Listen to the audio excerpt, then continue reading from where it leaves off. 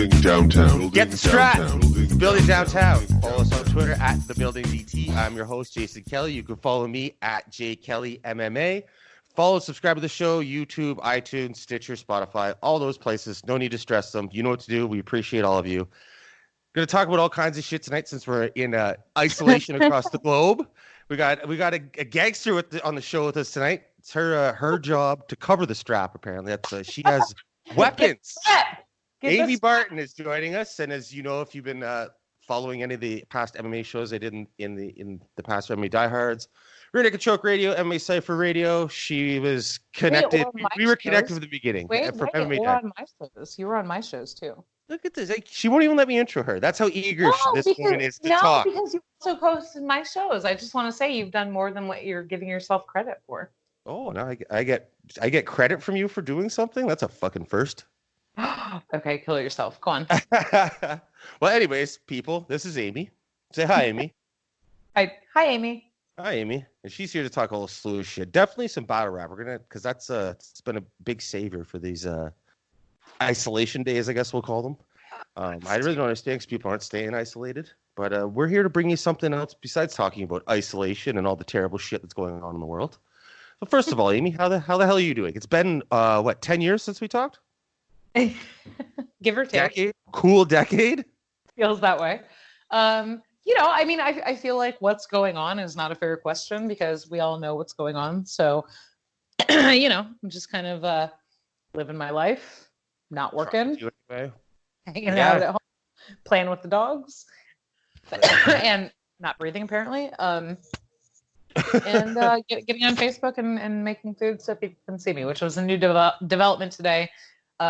Don't stress that. Y'all can't follow me. It's not public unless you're my friend on Facebook. So I'm not trying to shout myself out, but that's what I'm up to. But Amy's Treat still exists, so you can follow that on Twitter. And every once in a while, some shit pops up. I still see some activity every now and then. For those that don't know, Amy is a master chef. She puts Gordon Ramsay to shame. She actually beat him in 2 cooking competitions. If you believe any of this, fucking kill yourself. I love him, though. I would love to beat him. I would love to beat him. I told her that she should be working culinary, 7, 8, 9 years ago. You're never going to let this. She waited till about, 18 months ago to give it a shot. And then she was like, oh my God, I'm pretty good at this. Oh my gosh. Never.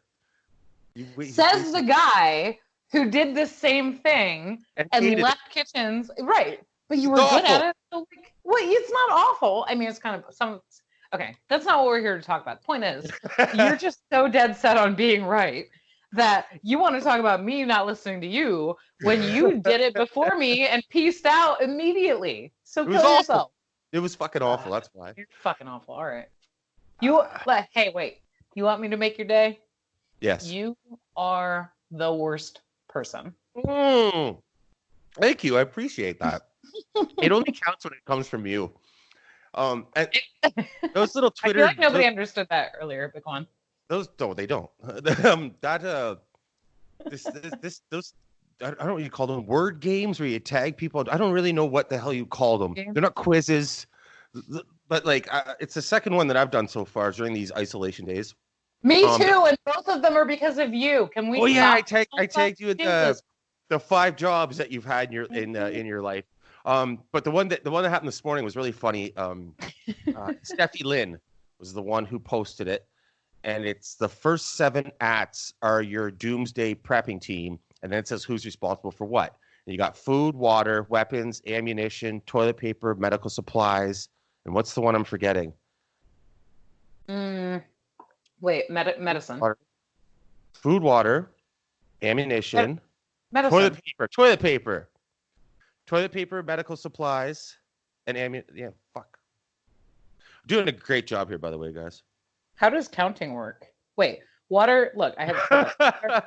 Oh, whiskey.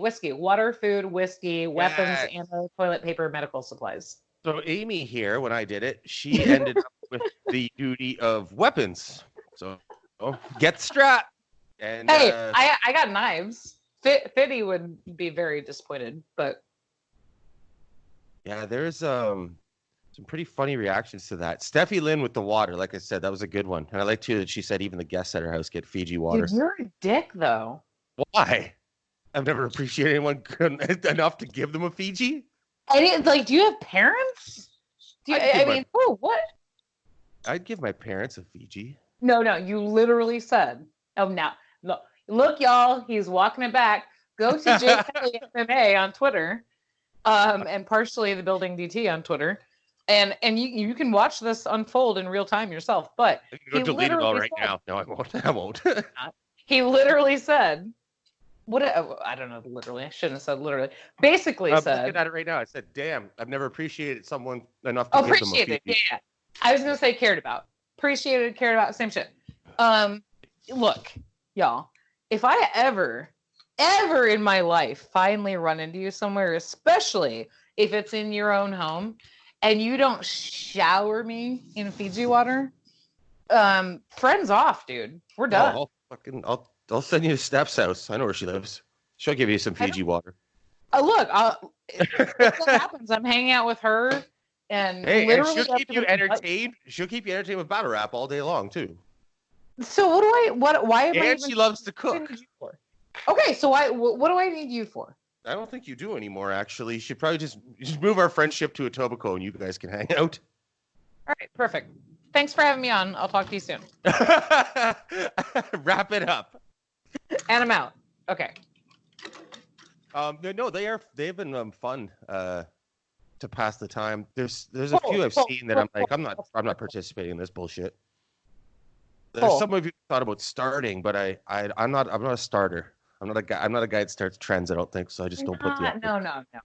Yeah, I'm not that dude. No, you are not. But you could be. And the word you're looking for is polls. Twitter polls. Poll? That's a poll? Isn't a poll involve voting? No.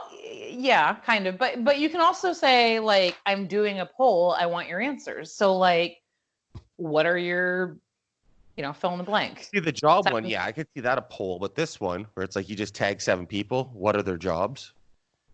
Are we really splitting hairs about this right now? Absolutely, it's important shit. You're the social media fucking queen. I wish I was. I would have an explanation. You should be writing textbooks on this shit. Here we go. All right. Also, if anyone's looking for some social media help in these dire times, hit up Amy Barton at AmesBell on Twitter, AMESBELLE. She knows a thing or two about social media. She can do some freelance work, but don't waste her fucking time and come with money in your hand.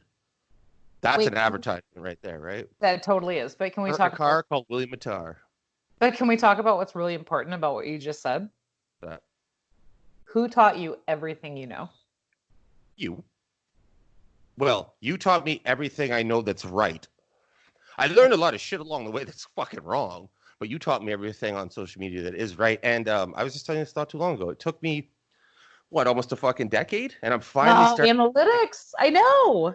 The analytics, like, obviously, I understand how to use the goddamn tool. This is how an @ works. These are how hashtags work. But and I've looked at analytics over the years, especially RNC Radio, and when I was with MMA DieHards, and Joe left, and then I had to kind of take over what Joe was doing. Even though he wasn't paying attention to analytics, I thought, I should probably learn this shit. And, I thought I knew it. And then I was like, I don't know it. And then I thought I knew it, and I don't know it. But now I really feel like, something clicked. Once I got in, like, looking into Spotify's analytics, though, now that I've been using that for the Building Downtown as opposed to Redneck Choke Radio, Joe Rizzo actually just put them on Spotify a week ago or so. Spotify's analytics are fucking ridiculous. The analytics from social media and wherever you're posting your shows, like iTunes, YouTube, whatever, it's kind of like what I've learned is you got to kind of look not just necessarily where the traffic's driven from, but how the two work together and what kind of results you're getting from your posts and stuff like that. But Jesus Christ, Spotify's like, here, you have this many that only listen to 60 seconds. This many listened for half the show. This many listened for this. This many clicked on it, and then they didn't. And then they turned it off right away. And I'm like, oh my God, it's too detailed. So I still have a lot more to learn, but I have anxiety. But I am understanding it more now than ever. So for someone like you who I will say though that like analytics for that kind of thing are different than analytics for social. They're different. You're looking at listening time and click time. But the point of it is the overarching thing to take home with you Yeah. The point is that like it directs what you're doing. If you see that you have a show, or in your case, that you're like, hey, I mostly talk about battle rap, maybe some fights, maybe I have Joe on, maybe it's a rear naked choke collaboration, maybe whatever. And you go back and look at the last, 3 months or something and see that like, for as far as clicks or 60 seconds or 60 minutes of listenership or whatever, that's really where it's at, because, what all of this is about, if you want people to listen or you want people to click or you want people to do a thing, is throwing shit at the wall and seeing what sticks. So that's what analytics are about. So then you look back at it, and you know this now, but I'm just saying it out loud because you brought it up. Yep. But now then you look back and you go, okay, well, when we talked about all battle rap, 10 people listen to the whole show, 80 people listen to 10 seconds, 100 people listen to 60 seconds. But when we talked about battle rap half the show, and then MMA, and then this, it was half those numbers. So, I mean, I like to talk about what I want to talk about, but if I want more people to listen, I'm going to look at these numbers and do more of what the numbers that were higher were. Yep. And what I'm really starting to realize by looking at the social media analytics compared to the platforms. I mean, they're more robust, but it's like the I'm realizing now what also hits. Like you said, if I'm doing, say for example, it's a battle rap show or battle rap shows or whatever, and I'm only getting 10 listens, 12 listens, and then these other ones, and let's we're just saying like the average names or whatever. Obviously, if you put a fucking Conor McGregor or a Pat Stay or a Loaded Lux on your show, your ratings, you're gonna get listens through the roof. So without the exception of those people, right? Looking at, like you said, you throw shit at the wall and see what sticks. Learning. But you're not if nobody is sharing it. But go on. Yeah, but I'm learning now that it's like, oh, okay, like this is the way you draw attraction to the tweets, and then the tweets, you get the actual people, not just interactions, but people that actually click on the link, and then see, oh, okay, these came from this social media platform. This is where this traffic source came from. And it was, I was sending out tweets experimenting with these hashtags or tagging these things. Because another thing, too, is for the longest time, I thought it was, tag everyone in the fucking that's involved in the show. Not necessarily a guest. Everyone you talk about. Doesn't matter who it is. Tag them all. That simple, their fucking name. And keep sending the tweets out. That does nothing. That does damn near fucking, unless they hit the retweet button, it does nothing. Right, so I that's where I'm really. It depends on who they are. That though is not. You can't just bank on that. I guess I would say there's not a time that isn't applicable. Like sometimes that is what really like pushes you over the edge. But you have to know not only your audience, but like your listeners, your whoever you're talking about. And if you're just throwing a Hail Mary and tagging every human, that was my thing for years because I didn't know any better. I thought that was the right way, but now I'm really learning by like. Understand the analytics more. I'm learning the proper way to use the tools. Right, and not as good as you or like anyone in your position, right? Like I'm not a fucking moron. I don't think like no, I'm good now. But it's just like I said, there was a click in my head not too long ago. I was like, holy fuck, why did it take me so long? It's math. It's mostly math and a little sociology, but when you learn it, you learn it. I mean, you keep saying it. You've always said that, like, it's not like you.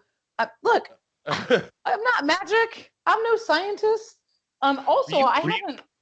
Go ahead. Sorry. Well, I was gonna say, like, I haven't been speaking at events and publishing books and whatever. I mean, everybody is an expert, right? So the name of the game, and I kind of feel bad for people who have a working knowledge of platforms and things, but like don't really know like the nooks and crannies of it, that like pay for all these coaches and gurus and experts. Oh, that's terrible. And look, you do get a little bit of value out of that, but ultimately the bottom line is you have to learn how you got to learn 2 or 3 things first. You got to learn how to use the platforms, technically speaking, like how to post, how to whatever. You have to learn or research who's using the platforms, the demographics, the ages, the whatever. But once you get past that, it really just is. And we're so far away from what the show is about, but I'm just reinforcing that, like, I'm so proud of you for finally getting this. It really just is being, aware enough to see that something, no matter what it is, a tweet, a guest, whatever, works, and something else doesn't. Because, and I've said this many times, and people, I wouldn't say people shit on me, but the people definitely, more than not, are like, oh yeah, you say that and you make it sound so easy, but if you don't do this for a living, it really is test and repeat, do a thing. If it works, do more of that thing. If it doesn't work, don't do that. Try something else. And that really, you have to know how to go look at the numbers and see if the numbers are good or bad. But beyond that, that's really all it is. Did this work compared to what I did before? No. Okay, don't do it again. Oh, wait, yes, do more of that. That's really all it is. Yeah, that's kind of where I understand, really, like, I'm starting to get it. I completely agree with you. It's like, that's really all it is. Is it working? No, don't do that. Try something else. But before, it was like, I really don't know anything else. So just tag everyone and then go look at the analytics and fucking close your eyes and hope for the best. And every once in a while, I'll be like, oh, this one's because up. You weren't trying something else, so there was nothing to compare it to. Exactly. Yeah, right. So it's fucking, because what else was there? Hashtags and @ symbols. That's it. It's like, no, there's way more to it than that. So much more to it. I'm so proud of you, honestly. I'm not even being a dick. Normally I am. Genuinely. Normally. Usually. I mean, let's not hover on that topic, but the worst person. You are. I said that. Look, I've known you. We just talked about this off the air. 10 years, which is crazy. I'm sure that 10 years ago, I was not the first person to tell you that you are the worst person. There had to have been somebody before me. However, I feel like I've been the most consistent. I feel like I've been the most consistent in reinforcing that. I think you may, if you weren't the first, you definitely Christopher Columbus did, like, because you took that shit over.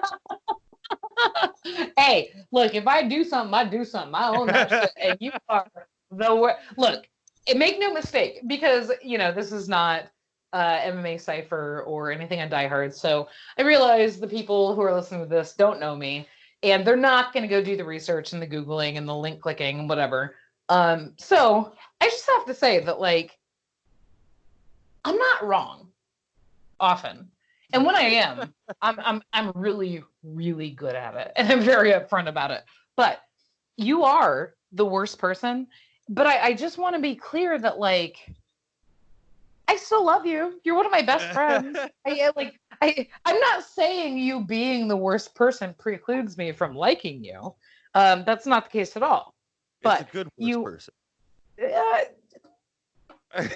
person. I don't do fucking heinous things and unthinkable acts or anything like that. I'm just fucking just terrible. I know. The point is that I'm only trying. I'm not even trying to save face. I'm just trying to sound like not the world's biggest twat. That, like, you are in fact the worst person, and I merely articulated. Krill has said before, and by the way, for the listeners of the show, Krill will be back. I was actually talking to him right before this to see if he wanted to hop on the show with us. This is funny. This is funny though. He's at home and hanging out with the family and stuff, and just isolating with closer people, not going out and do stuff. But he was on his way home from being out somewhere, and he texted me drive in. Okay, and I was like, oh wow, I haven't been to one of those forever. I'm surprised the drive-in is open. And fucking his immigrant ass, like, he spelled drive, I-N, and he meant driving. Aww. And plus, I shouldn't just blame him on being an immigrant. He's the worst fucking texter in the world, like, ever. It's not because he can't spell. It's because his fucking thumbs move faster than his brain, and shit just and it comes out in a fucking mess. So then he messaged me back and let me know that tomorrow he wants to do a show. So to let listeners know, he will be back hopefully by tomorrow. It's because it's been, I think, 3-4 episodes he hasn't been back for, and I'm sure the people are raving for him out there. Wait, I got 3 things to say about that. What? 1, come back, Kirill. Yeah, man. Fucking. 2, go ahead. No, but the worst person ever. He said before that it's not that like I'm an asshole or a terrible person. It's just there's a more, he's like there's a more sensitive and thoughtful way about saying things or doing things than I do. So that's the way he explains me. Okay, so 2, can I ask you something about him and his life, or should we wait for off the air? Family. It's a family question. Oh yeah, I don't want to talk about his family. Is his family good? Is his family good? Like healthy? Yeah. Like yeah. Oh yeah. Yeah. No, that's all good. I didn't know where you're going with that. That was a very odd question. I was like, what do you want to know? Where his mom was born? Like, what the fuck? What's your mother's maiden name? He's good. His family's good. I've been very fortunate that way. One thing that has been a scare with all this shit, my uncle left on for like it was like a fucking 35 or 40-day cruise or some ridiculous shit. A few weeks before this shit started popping off. He was supposed to dock, was it this past Sunday? No, this past Saturday in Puerto Rico. And obviously they wouldn't let them dock. On Monday, he docked in Miami and got a flight home to Canada, I think Wednesday. But him and his wife, well, I guess she's my aunt because she's his wife. I don't know. She's not the aunt I grew up with, okay? It's right, so I don't call her my aunt, but I guess she is. You know what's fucked up though? I still call his ex-wife my aunt. I talk to her and stuff too. Like, so she works with my dad. I don't talk to her a ton, but every now and then, I introduce her as my aunt. It's fucked up, but anyway. See, look, you asked about Krill's family. Now we're talking about mine. Fuck. But yeah, no, that's the and there's nothing wrong with them. They're doing self-isolation for 14 days. They obviously had to get screened and see a doctor and everything when they came back. I mean, do they have any like no signs so far, but they're doing the 14-day isolation. And they're doing 14-day isolation separate from each other. Okay, man. Yeah. I mean, like, good for them. High five, pat on the back. You know, big global thank you for people who do that. But also, like, that really sucks. Oh man, it's terrible. That's got to be just such a fucking pain in the ass to be like that. Like the worst part of, or the easiest part about it is that it's a huge pain in the ass. That's just the easiest part. There's just so much more to it, right? Can't be around anyone. Fuck, my dad dropped my uncle off. I think it was toilet paper and something else the other day. And my dad left at the end of the driveway and then texted him and drove away. And my uncle had to come out and get the shit. You know what I mean? So it's like I don't know. I think I'd go nuts if it was that bad. But anyway, that's the I mean, it will be though. That's the scary part. That's the closest I've been affected by it. I've been very fortunate as far as friends or family or even family members of friends that you know what? Go ahead. Affected. I'll say this, like being that, and of course, like, why would you have mentioned this? But like being that I'm in New York City, we are basically a petri dish because really dense population, right? And lots of people. So we have in this country, just like all of the cases, basically. And so I feel like I've done a pretty good job. And I'm not a germaphobe, but I did spend like nearly 10 years in healthcare before I spent 10 years in marketing. So, you know, being not close to people, which is now, you know, a hot button word, social distancing or term.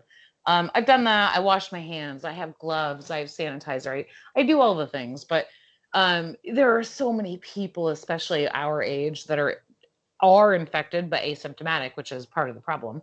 That I don't feel like I'm one of those people. I feel like I've done a good job of not going places and doing things. But to speak to what you're talking about, I don't have friends and family that are like first line friends and family that have been impacted beyond I can't get toilet paper or, you know, whatever. But my mom, I was planning on moving in May. Whether that happens or not, anybody's guess at this point. But my mom and my dad, but somehow my mom has been leading the charge on this, and which is weird because she's not the worry wart that my dad is. But my mom has hit me up like 2-3 days in a row being like, why don't you leave early? You can put your stuff in storage and come here with me. Like, because that worked out so well last time. Yeah, well, I don't have to be alone, and I don't have to worry about you. And again, like, not to get into like all of the semantics about it, but I'm just like, Mom, you're 70 something. You have a heart condition. I live in the city, and especially to move, to like run around and go get a rental car and movers and have to go out and actually be in public to make moving happen. The last place I would go if I was out here running around the city is your house.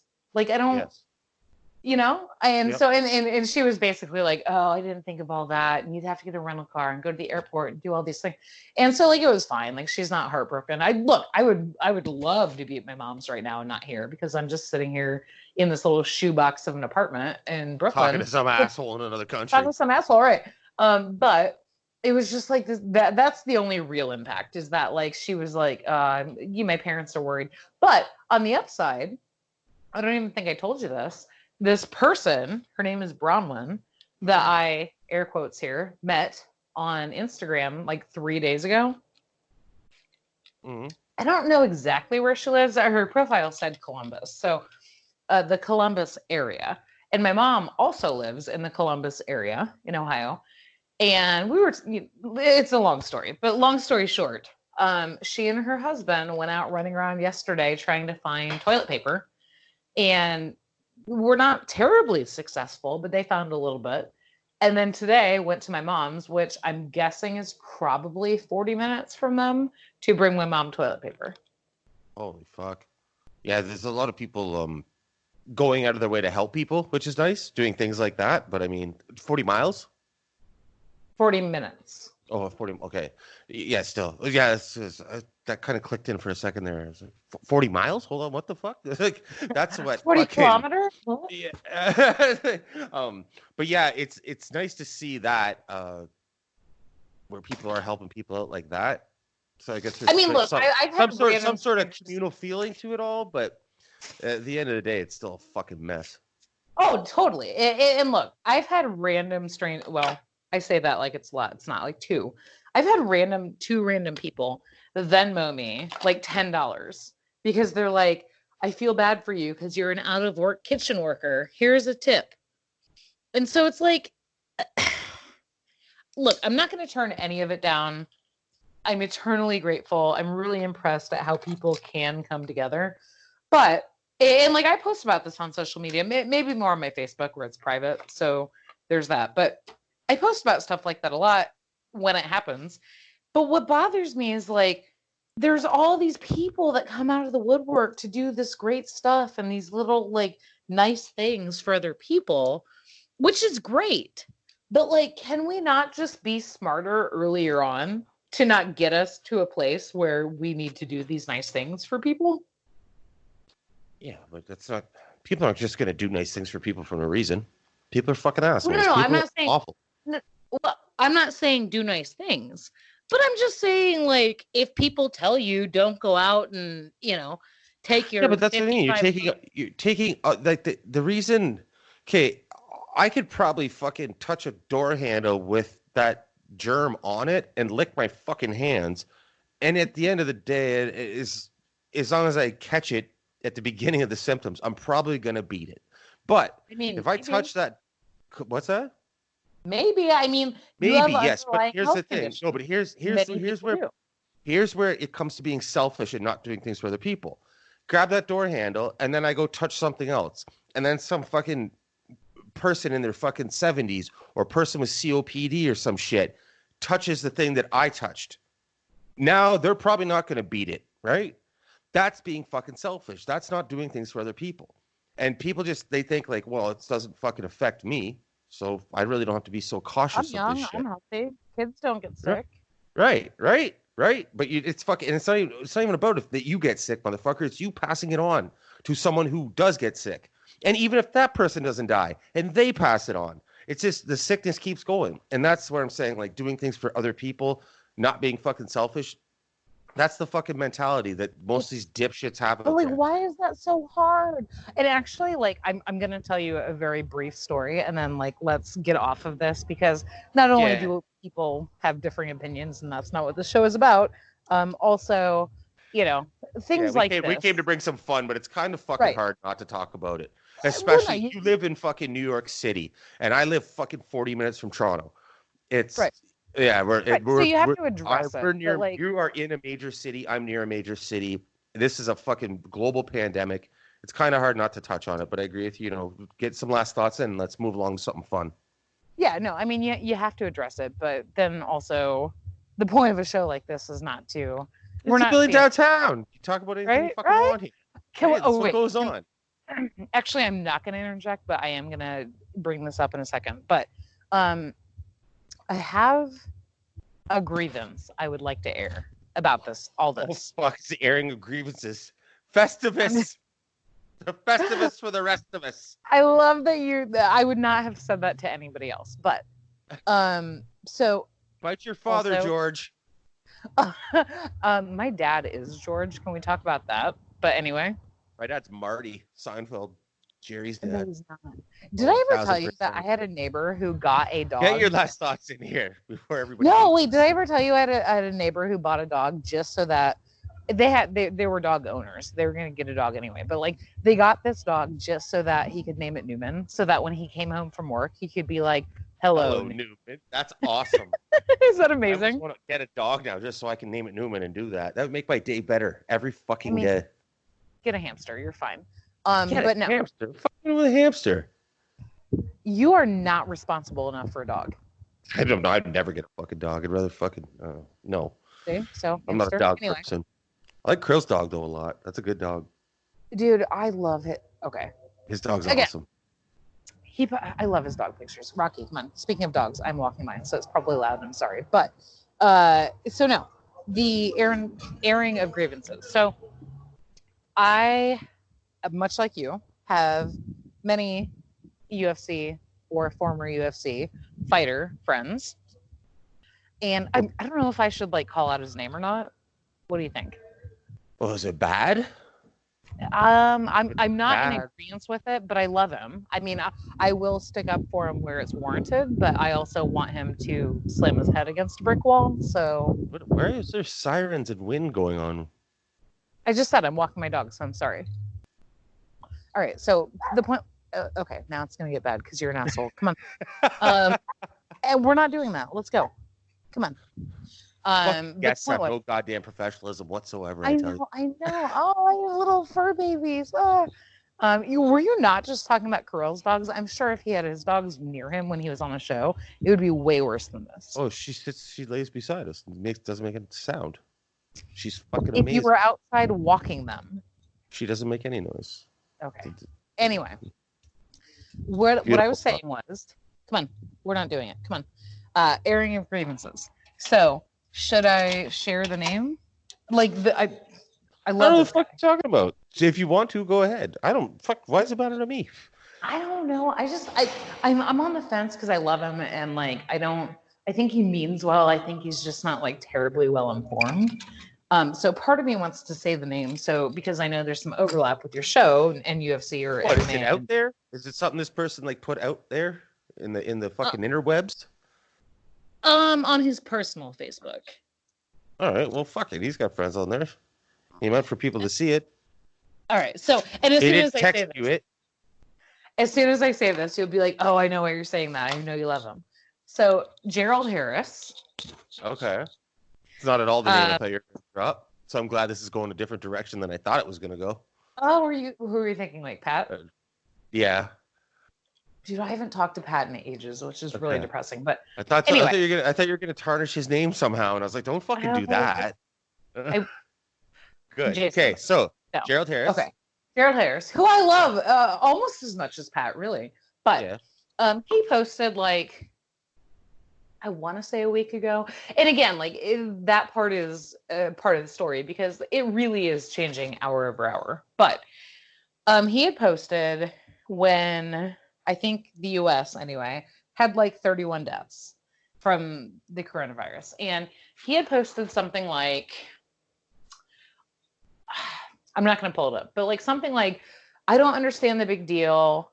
Y'all are freaking out about nothing. And then he like spit out some like, every year the flu, blah, blah, blah, and the deaths and the whatever. And there's only 17 deaths from this in this country. Mm-hmm. Now, I had already read something that said 31. And prior to this, I had sworn that I was not going to get into this with people on the internet because there's really no point. All it does is add to your anxiety. You're not going to change somebody's mind on Facebook. So, but that being said, like I was just very confused because I was like, wait, it's like 31. What do you mean 17? So, of course, this post had like hundreds of comments because he has a million friends. And I just commented on it and I was like, wait, what do you mean 17? And he goes, look for yourself. And he links a Google search that he did that said, like, U.S. coronavirus pandemic, 17 deaths. So, of course, the only response that Google's going to give him is what he searched for, which is 17 deaths. And so I look at that, and there are articles about it, but they're all like 4 days old.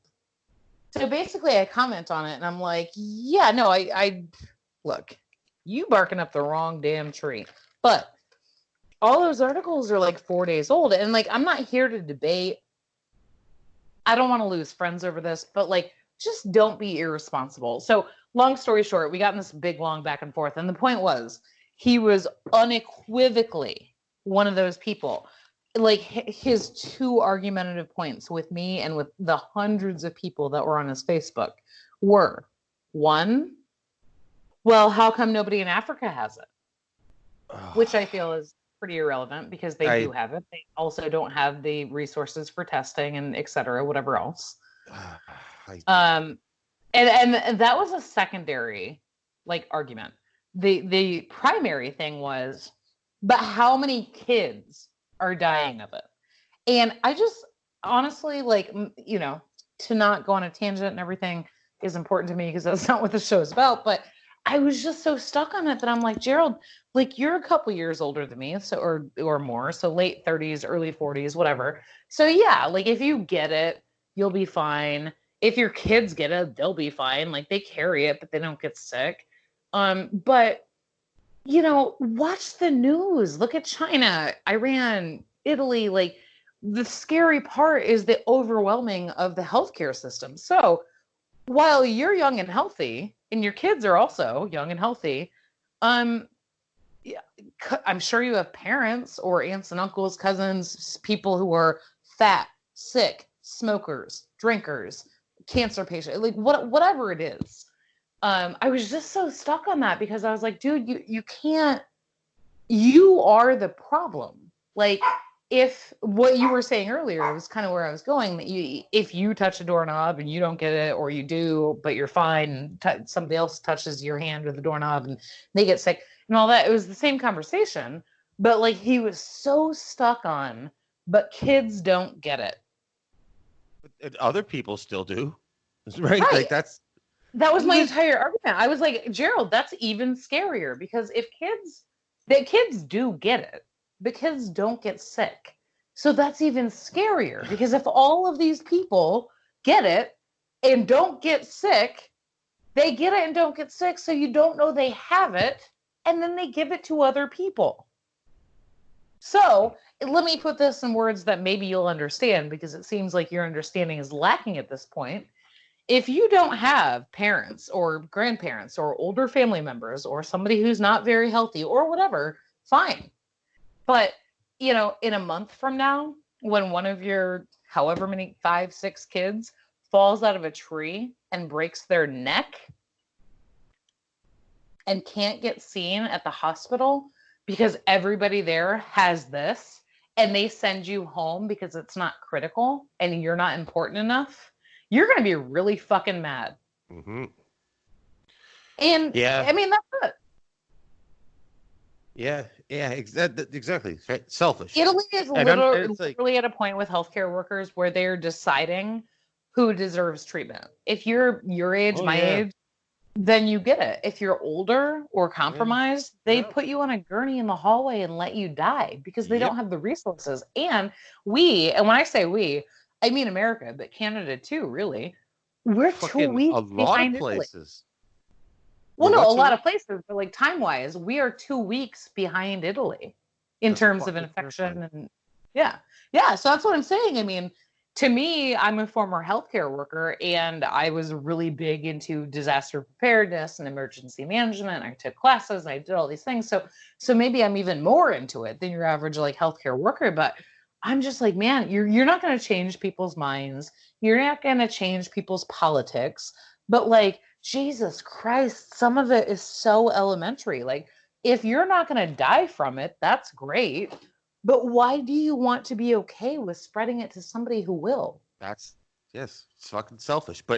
And it's not even like, it's not like fucking saying, every single person who's not thinking about that is just selfish, inconsiderate pieces of shit. But that's just the way fucking people are for the most part. You know what I mean? They don't even they're ignorant to the fact that, you fucking might not get it. Your kid might not get it, or it might not. You might get it, or your wife might get it, and you might be fucking fine. You might get through it just fucking fine. But what about the other people? And they just don't take that into consideration. Look, Tom Hanks has it. Idris Elba has it. Kevin Durant has it. They all have it. And the NBA got hit with it hard. Oh, it's a petri dish. And they're all fine, or they're going to be fine. However, if they don't stay home and they're going to go see Mima might die. Fucking Mima. Just saying. Oma and Opa? Well, Nana, Nona, like whatever you're. Who are you? What the fuck? I don't have a Mima, but I'm just saying. I don't have a fucking Mima either. All right, let's talk about some shit that's not this. That's not this? Okay, well, what would you like to talk about? Coloring books for adults? I made an apple today. Okay. Here's a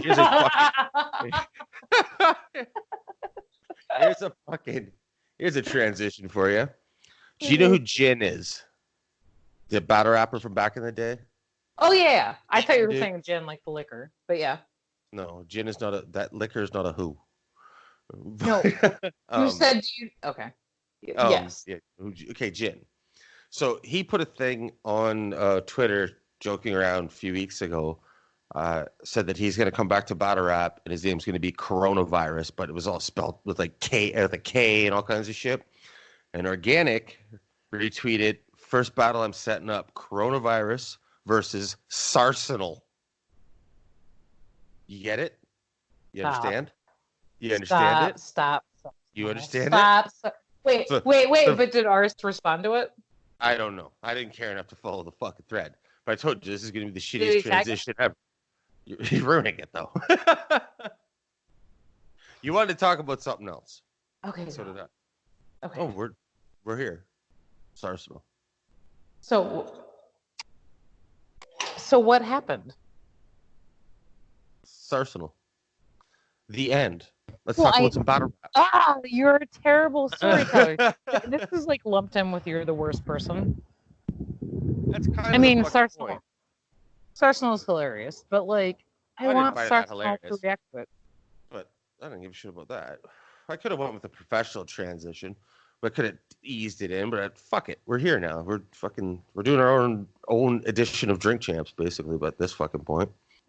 But I want Sarsenal to react. I need to know what happened. Oh, I don't know. But who gives a shit? Now that we're here, let's talk about some fucking battle rap. Another fucking crisis in the battle rap community. Did you see that Blackout LA was announced and then fucking canceled like days later? You can't be mad about it though. Oh, I'm not mad. That's what you should do. That's the professional thing to do. I'm not one bit surprised. Organic has handled every sort of thing I can think of in the history of KOTD. Even the Disaster Math Hoffa thing that went down, Organic handled that, and that's got to be a high pressure situation as the founder and face of it. You know what's that? you're living in a pressure cooker. Oh yeah, and something like that, right? I don't want to get into all that negative bullshit. You know what happened? Battle rap fans know what happened. The Math Hoffa disaster shit. Organic handled that like a straight fucking professional, and every other thing, bumps and bruises and everything along the way, he's handled like a professional. So it's not shocking to me. I completely understand why he has to do it. But as a battle rap fan, it doesn't mean my fucking heart can't be broken.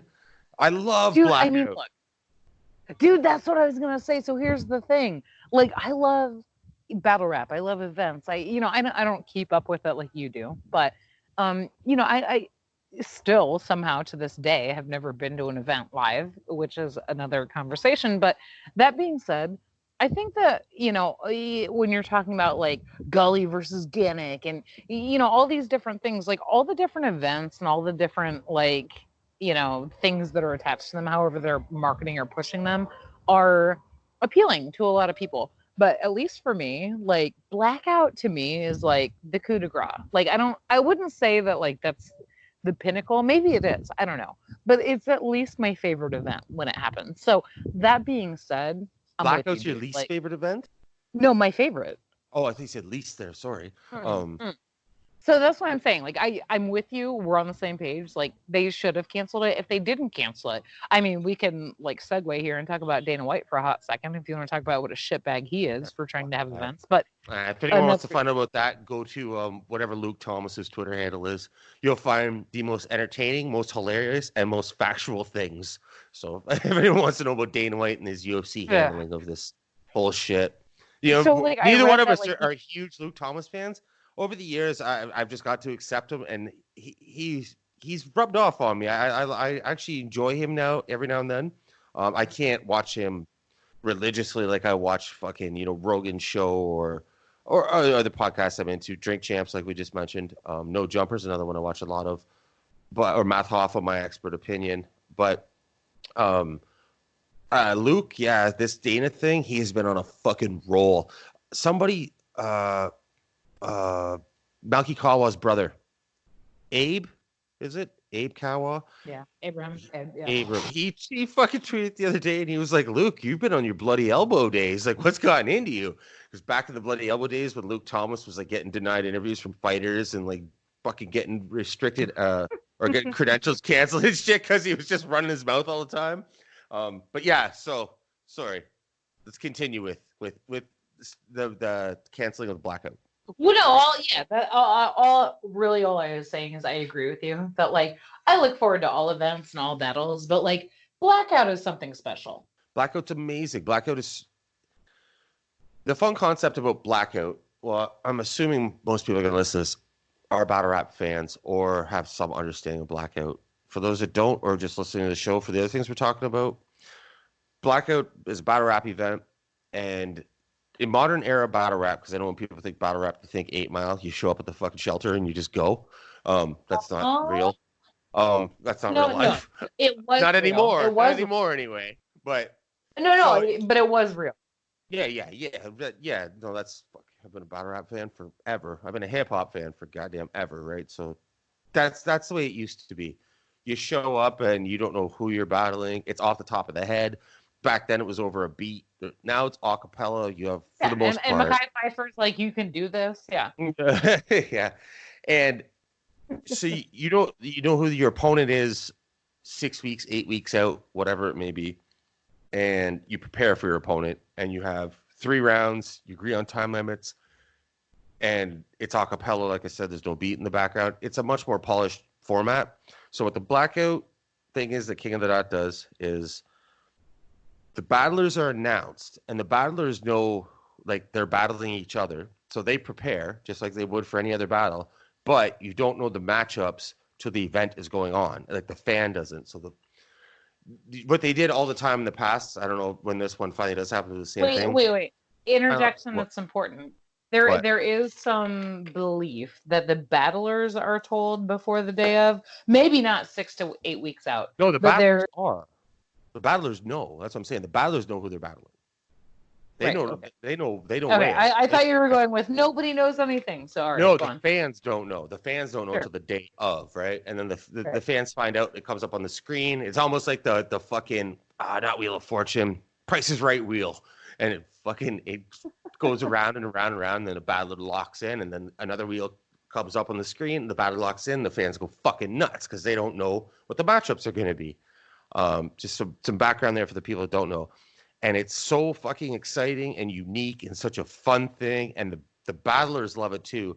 And they'll announce whatever the headliners are for the 2 days. If it's a 2-day event, it's usually a championship match and another match. But other than that, nobody knows in the house. And then they do shit like, remember the surprise 2-on-2 with Shuffle T and Marlowe versus Kid Twist and Nameless? But can I also interject and say that Blackout is the best, right? Because of the format you're talking about. But as it relates to this conversation, I have watched Diz and Hollow 10 times in the last week. That was Massacre. Oh, that was the Blackout Massacre, right? Yeah. No. Yeah, because they came out in the masks. They did that. No, but every other match was announced for that. Because I remember talking shit back and forth on Twitter with Averb. It was funny because I didn't tag him or Charron in anything, and I tweeted tomorrow night Averb's gonna get buried by Charron or whatever. And fucking, I must have put hashtag mass whatever it was, right? And Averb responded right away, and he was like, "Oh, Jason, everybody's got to die. Why's my day got to be tomorrow?" And I was like, "What the fuck?" Averb responded to me, so I said some shit back, nothing rude, right? But it went back and forth a few tweets, and it was just fun. And I mean, Sharon's my guy. It's literally he's my friend, so I'm always going to be in his corner. It doesn't matter who the fuck he's battling.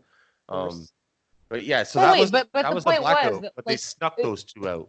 That's what I'm saying. That was the whole point, was that nobody knew that it was happening or when they came out who it was. And so I still want to see that in a 3-round battle.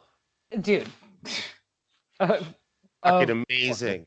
You even battled the damn host. You even battled the damn host. Right. Okay. So, but the point is it was that kind of arc. That might not have been Blackout, but it's the same idea where people don't know what's going on. Mm-hmm. Yeah. And I feel there is the element of not surprised, where if people do know what's going on and you can promote it and you can build it up, there is something to be said for that also, for sure. But just the element of surprise, if you're announcing who's on a card or in an event, but nobody knows, I mean, look. Battle rap is battle rap. So people are really, most people that are watching this, maybe not you, but most people, it's the same with the MMA, DieHards versus everybody else. They're looking at the names. So they may not really even care who is battling each other. They're just oh my God, Soulcon is back. I love Soulcon. Oh, Pat Stay. I love Pat, whoever it is. So they're going to watch it anyway. But for the U's and much more lightly, so me's, it's just that added element of anxiety of okay, I know who's here, but who's battle? I mean, so you can write shit, which is less fun, but I have to know what's happening, announce it, do the thing, and which is kind of when what was that, Nestle and Pass, right? It was it's called Blackout, not Back Out. That was that was when Peanut no-showed and someone else no-showed. Yeah, so Pass and Ness both lost their opponents. Right. Yeah. But that was one of my favorite battles because of that. I mean, they're both talented, right? I love that. That if you ask me my favorite battles of all time, I'd be I'm dumb. I can't name them. Give me a minute and I'll give you 3. But that would be one of them. And that, aside from the fact that they both equally showed out on that battle, that was just a great battle. That's one of the reasons why, they both did have opponents. They both did write and plan. And at the last minute, that shit didn't work out. And somehow still they were both just amazing. Yep. That's I think it was World Domination event. I could be wrong about that, but it definitely wasn't a Blackout event. It was the event where Pat took the chain from Arcane. But at that event, Charron was supposed to battle Shotgun Suge. And I was doing the show, MMA Cypher with Charron at that time. Okay. So leading up to the battles, I would like, obviously I told Charron from the beginning, you know, anytime you have something going on that's in your music career, whether it's a battle, you're working on music, you're filming videos, whatever, you know, this fucking little podcast we have on MMA DieHards can go to the back seat, right? I would never expect him, like, I would never want to fuck with anything that's going to ruin one of his performances or his career, right? Sure. So, and it's fucking, it's not like he needed a lot of time anyways. It's not like it was ever an issue. And back then we were doing Blog Talk Radio.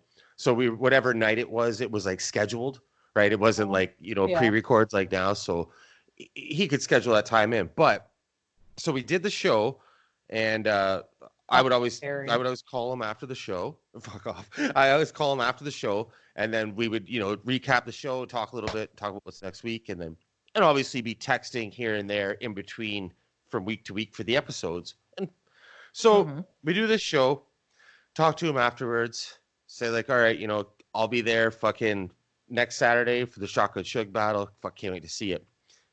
Fucking texting over the next couple of days. So fucking excited to see him, see him versus Shug.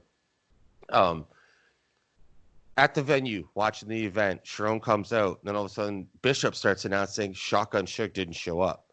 I'm like, oh no, this must have happened today. And then DNA pops up on the video, on the screen. And DNA is in Queens, and he's like, yo, Charron, you want me to come there right now and get it?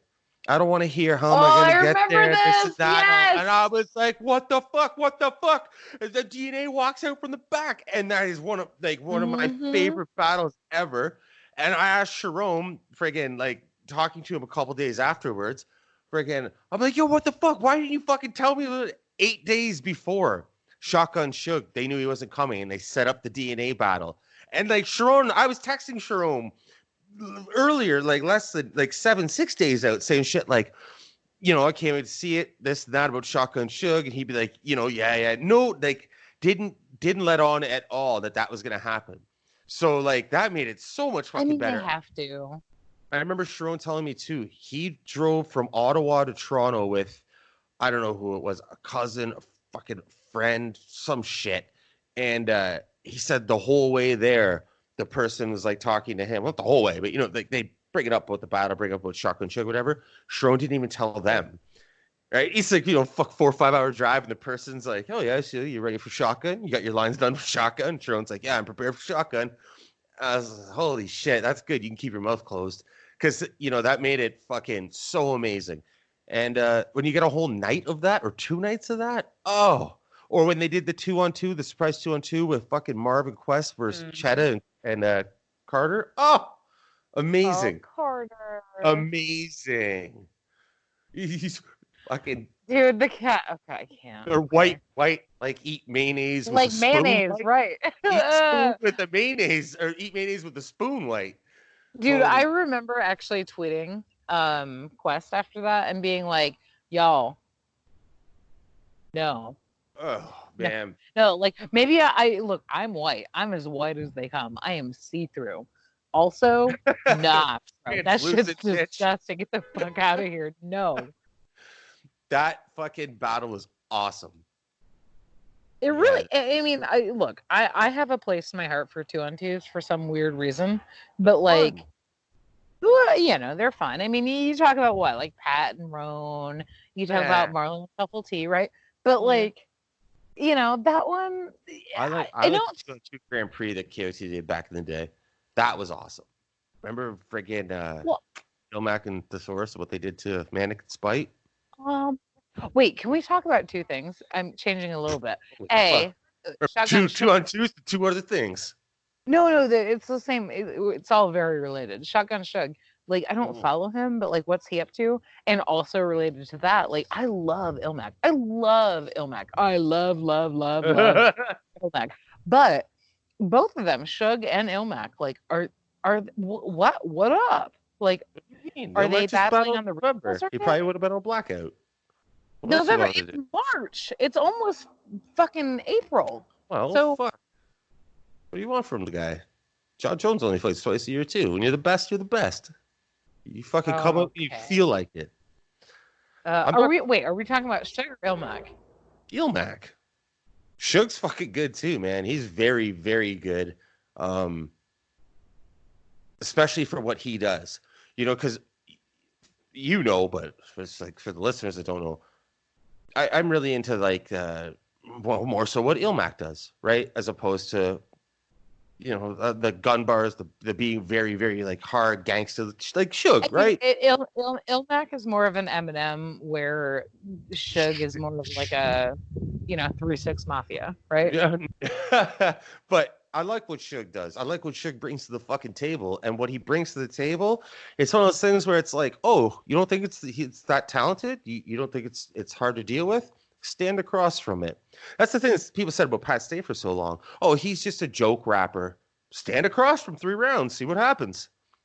Fucking Charron's another one. I mean, it's standing across from that for 3 rounds is it's difficult, but I mean, like, it's not. I feel like Pat and Charron are both gleaming examples of that, because Pat is. Or Caustic, another one. Stand across from that for 3 rounds. All right. Well, I mean, look, if you want to fill in the blank, stand across from for. No, rounds. You know what I mean, right? No, here's one. Here's one. For someone who you love, Carter. No, right? No. Okay, so Carter, I'll add that to what I was about to say. There are a lot, not by any stretch all of them, but there are a lot of battle rappers for whatever reason you would not want to stand across from for 3 rounds. But my point was going to be that, like, Pat, and when you just said Carter, and even Charron. Charron, you know what? He's the smack killer or whatever, right? And like Pat's the Joker, and Carter is the whitest white guy to ever white guy, right?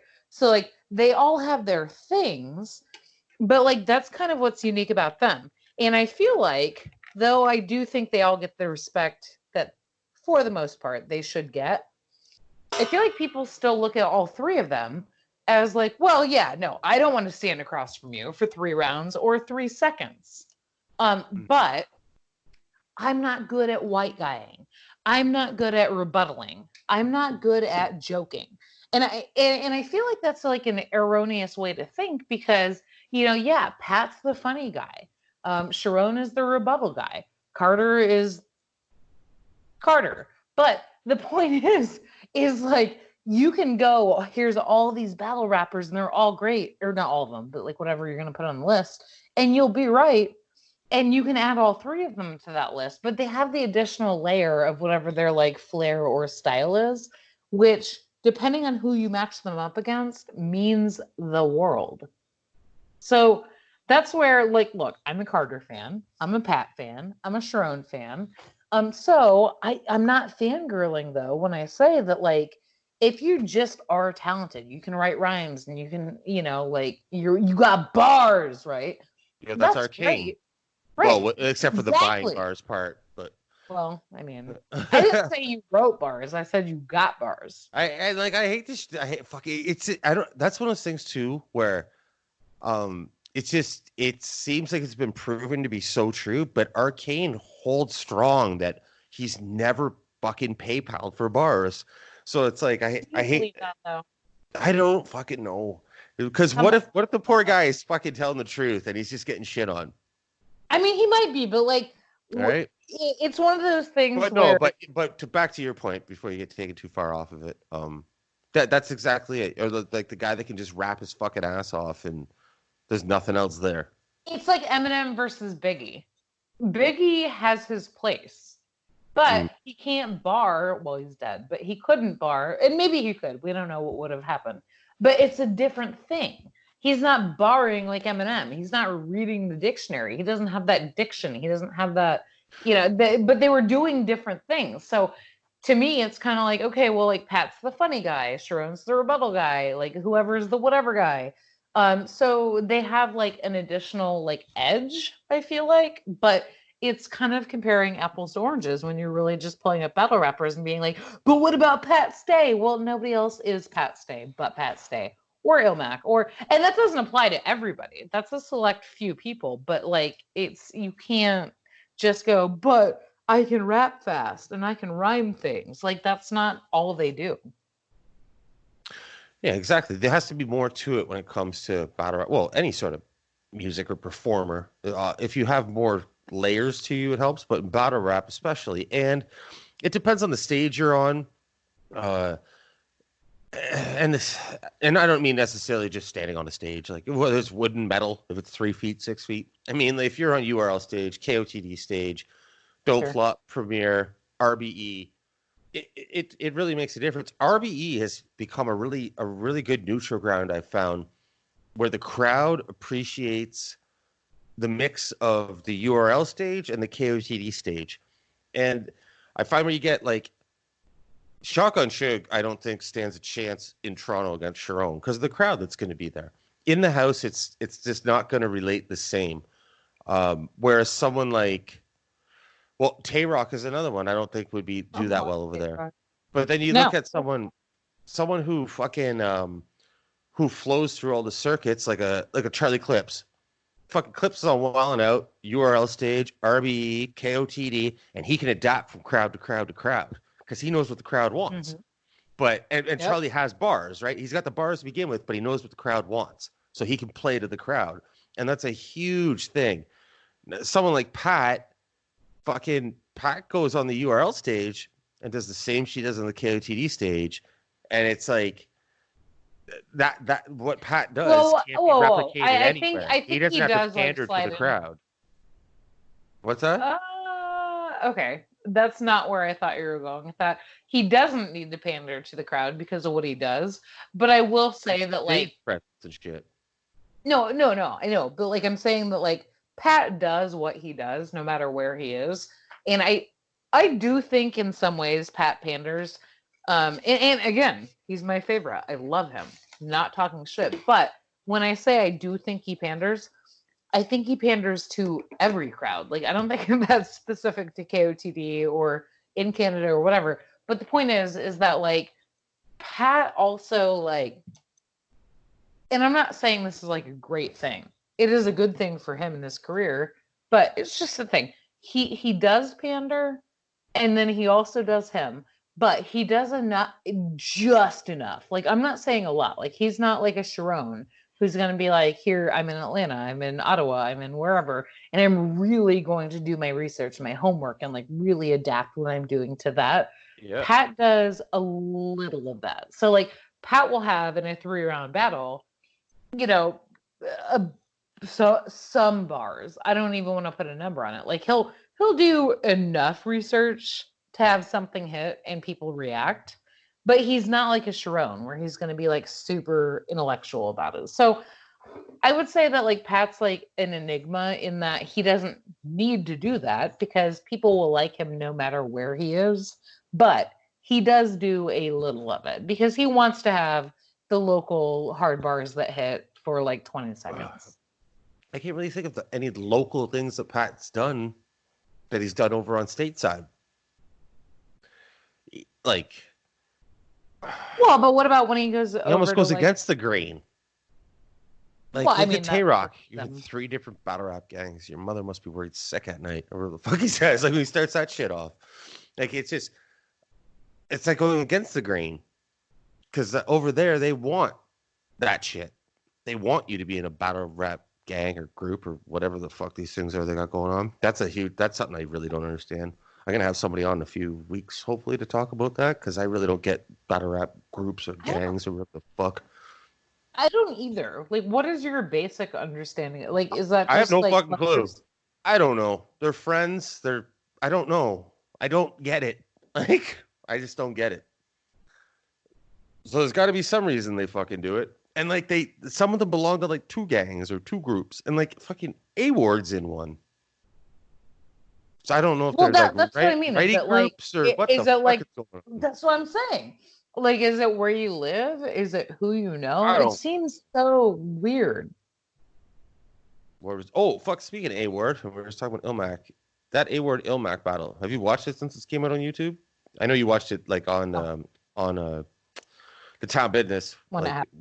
Yeah. You watched it when it happened. Obviously, I'm assuming you watched it like on the replay, or like having it for the 3 weeks or whatever, the on demand. But have you watched it since it's been released on YouTube? I mean, who are you talking to? Are you serious? Well, that's why usually when you watch an Illmac battle, even if it's like 10 years old and I've seen it 1,000 times, you'll still message me and text me and be like, "Oh my god, oh my god!" I'm like, "Yeah, I know." I mean, I feel like I did whatever the first time was that I watched it, but I'm not gonna message you every time.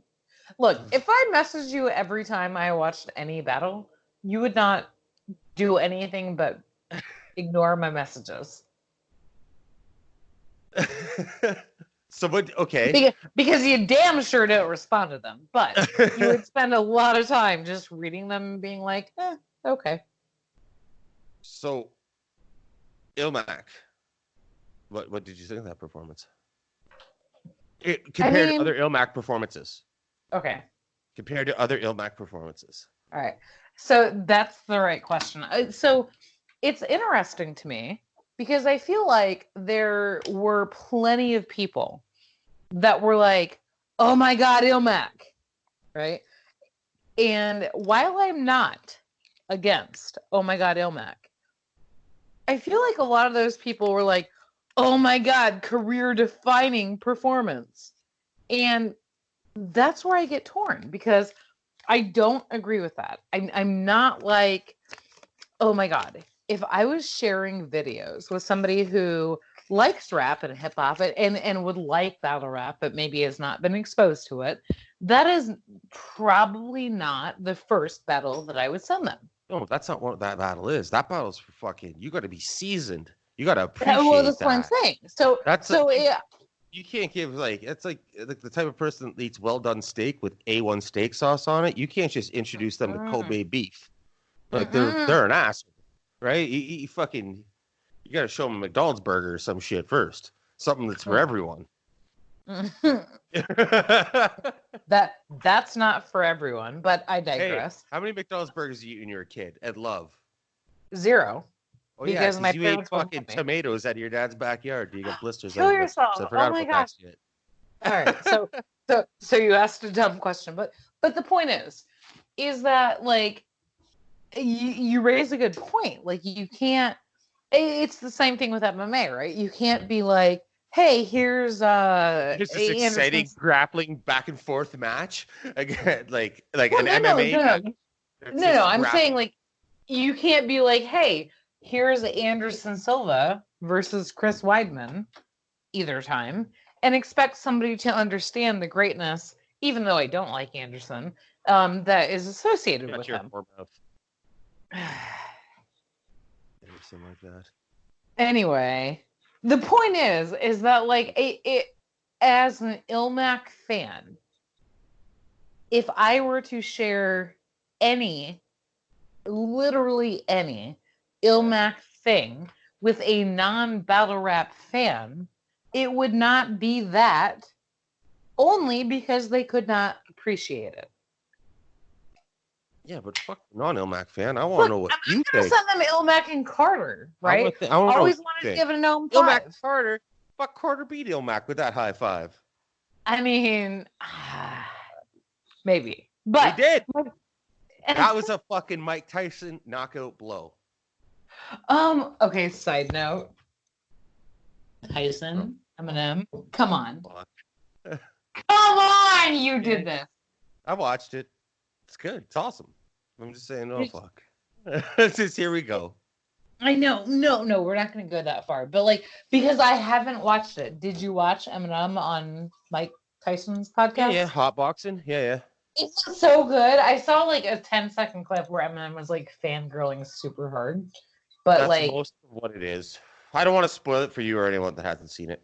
It's definitely worth watching, but I'll just watch it. I don't know. I mean, but is it longer than that, or is that basically like it? The fangirling part? Yeah, he's like, "Oh my god, bro."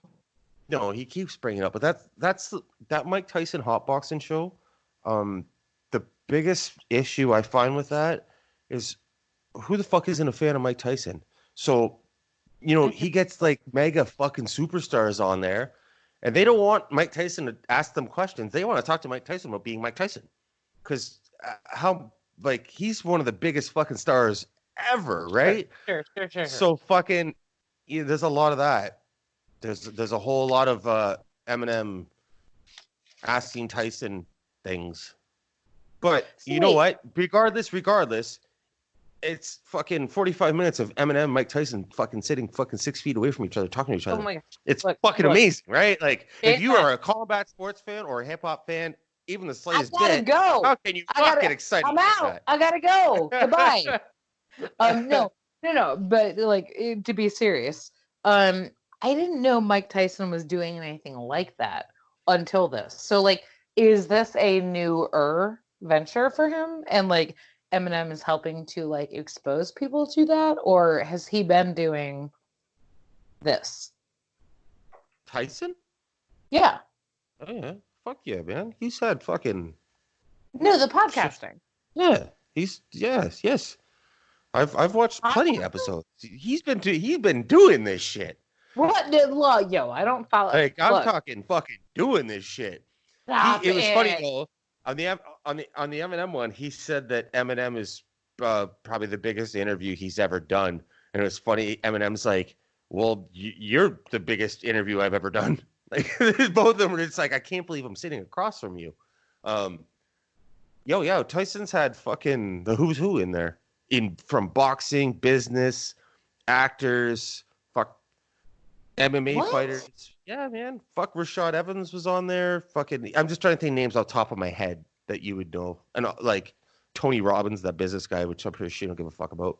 The Rashad one was really cool. Jim Jones has been on there, the rapper. That one was fucking terrible. I don't know. Like, fuck the who's who. Fuck, take your pick. Wait, Jim Jones or Mike? Minus Jay-Z. Like, fucking take your pick. Really? Oh, like, and it's fucking, it's good. It's decent. He had it was like a week ago or 2 weeks ago. I forget who it was. A boxer he had on. Maybe I don't want to fuck it up, but he had a boxer on, like an old time boxer, and they were talking about like Foreman going back to being that person when you were competitive and competitively boxing. And Mike Tyson, there was a video clip that went viral. I'm surprised you didn't see. Tyson was in fucking tears talking about how he can never go back and force himself to be in the mindset of a boxer or a trainer again, because what'll happen is he'll be out of control. He'll just turn into a vicious fucking animal, and he hates that person. He hates the person he was when he was a boxer, because to be that good at boxing, he had to make himself an evil person. He used to think thoughts about killing people's fucking families and shit. Yeah, and like he's fucking crying while he's talking about it. It is fucking scary. Like, holy fuck. Man, what a fucking psyche that dude had. It's a great. By no means am I going to tell you, you know what, subscribe and start episode 1. It's not for you like that, but there's some episodes you should check out, starting first and foremost with Eminem. Well, no, look, it will start with Eminem, but like, little known fact, maybe, but like, I've been a lifelong Tyson fan. Like, I'm not gonna sit here and like go to court for him or anything, but like, yeah. I love hearing him talk. I mean, it frankly is kind of hard sometimes listening to him talk, but like, I love him. Like, I legitimately didn't know that he even did that until Eminem was like, I talked to Mike Tyson, and so it's one of those things, especially now when we're all sitting at home, that I'm going to be like, oh my God, I need to go listen to this. And maybe not every episode, but like, I didn't even know it was a thing. Yeah. No, it's decent too. It's another thing that I don't like about it, but nobody complains about it. This is just my own personal bitching. Is I don't film it. I don't think they film it in black and white, but it's produced, so it's black and white. That's kind of annoying to me. So, okay, that's kind of random and probably a little annoying, agreed. Is it kind of like set up like the Rogan thing where like, hey, come watch it on YouTube, but if you're not doing that, you can come listen to it elsewhere? Yeah, you can listen or watch. Yep. I feel like such a dumbass. Like, I literally never knew until like 3 days ago that I thought, like, to me, I didn't really think this because like people do things to like, you know, be relevant and be involved or whatever. So I didn't think that like he started his career of podcasting with Eminem, but that was how I figured it out. So I was just kind of like, oh, this must be newer. And of course, you're going to have him on because you're in the Godzilla video. Like that's kind of, well, here's another little spoiler for you. It doesn't really ruin the episode, but they shot that episode in a trailer on a video set filming Monster. That's how they got the episode to come together. Monster? Yeah. No, Godzilla. Yeah. Godzilla, whatever the fuck. I'm a monster. Sorry, that's why I was thinking Monster. Okay. Godzilla is a monster. Yeah.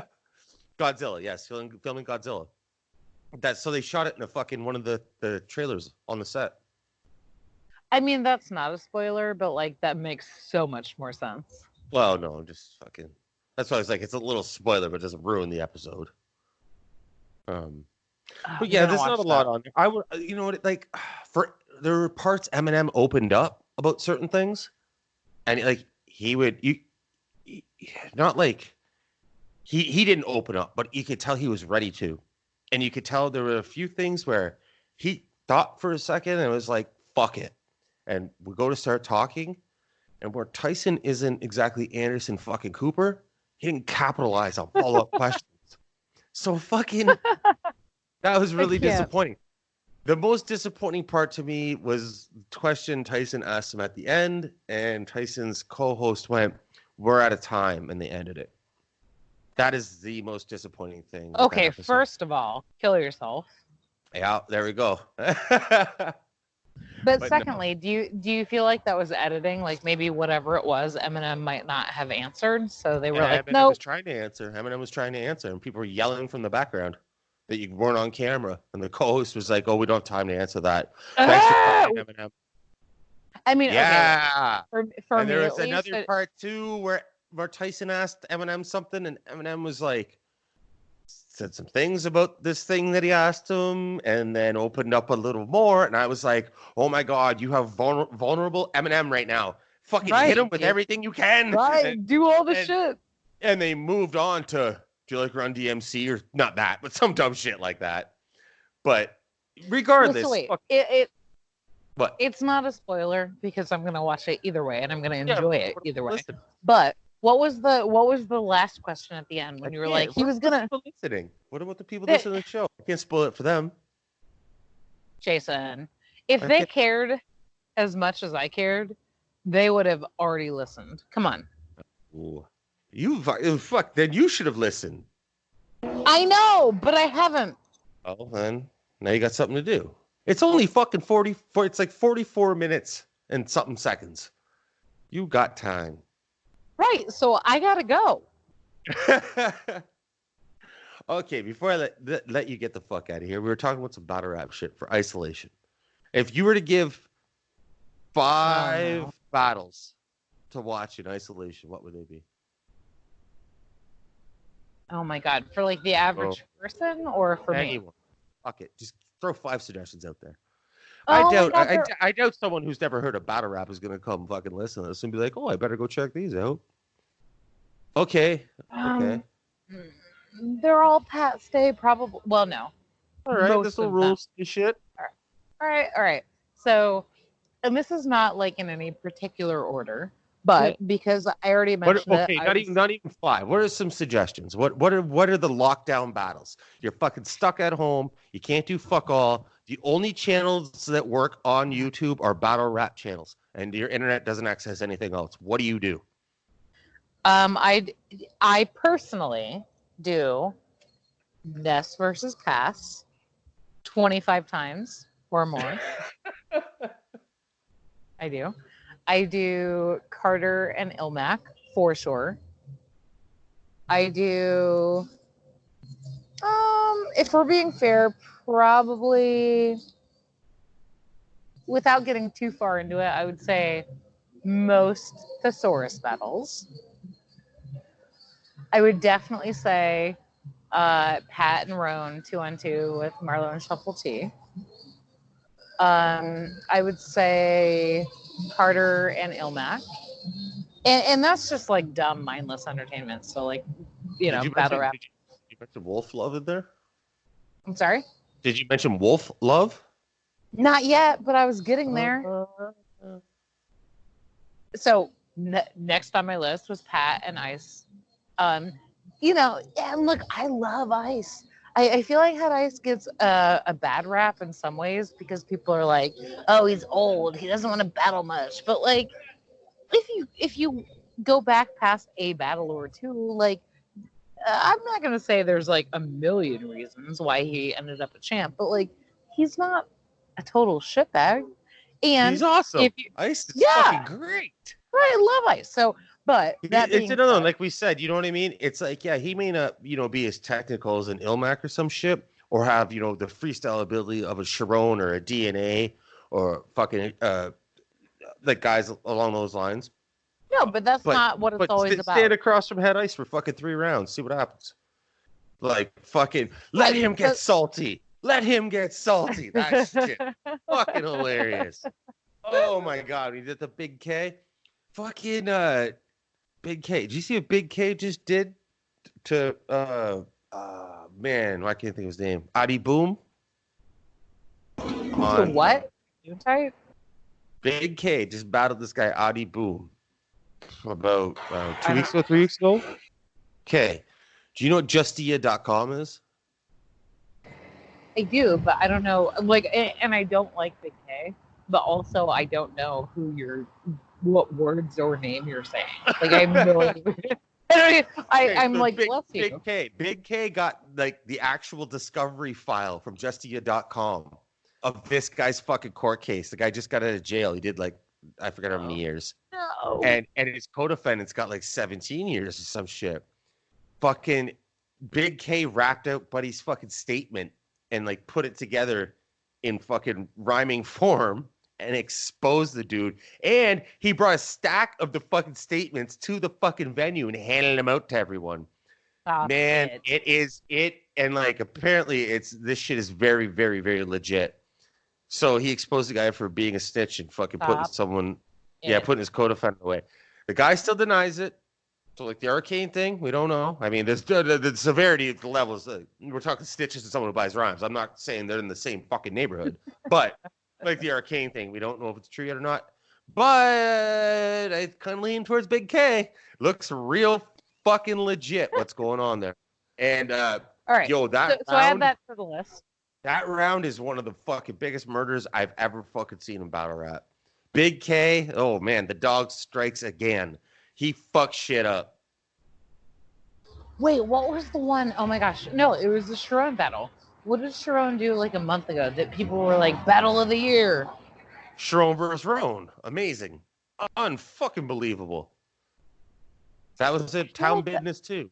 Oh, you're talking, I thought you were talking about it was released. You're talking about Chef Trey.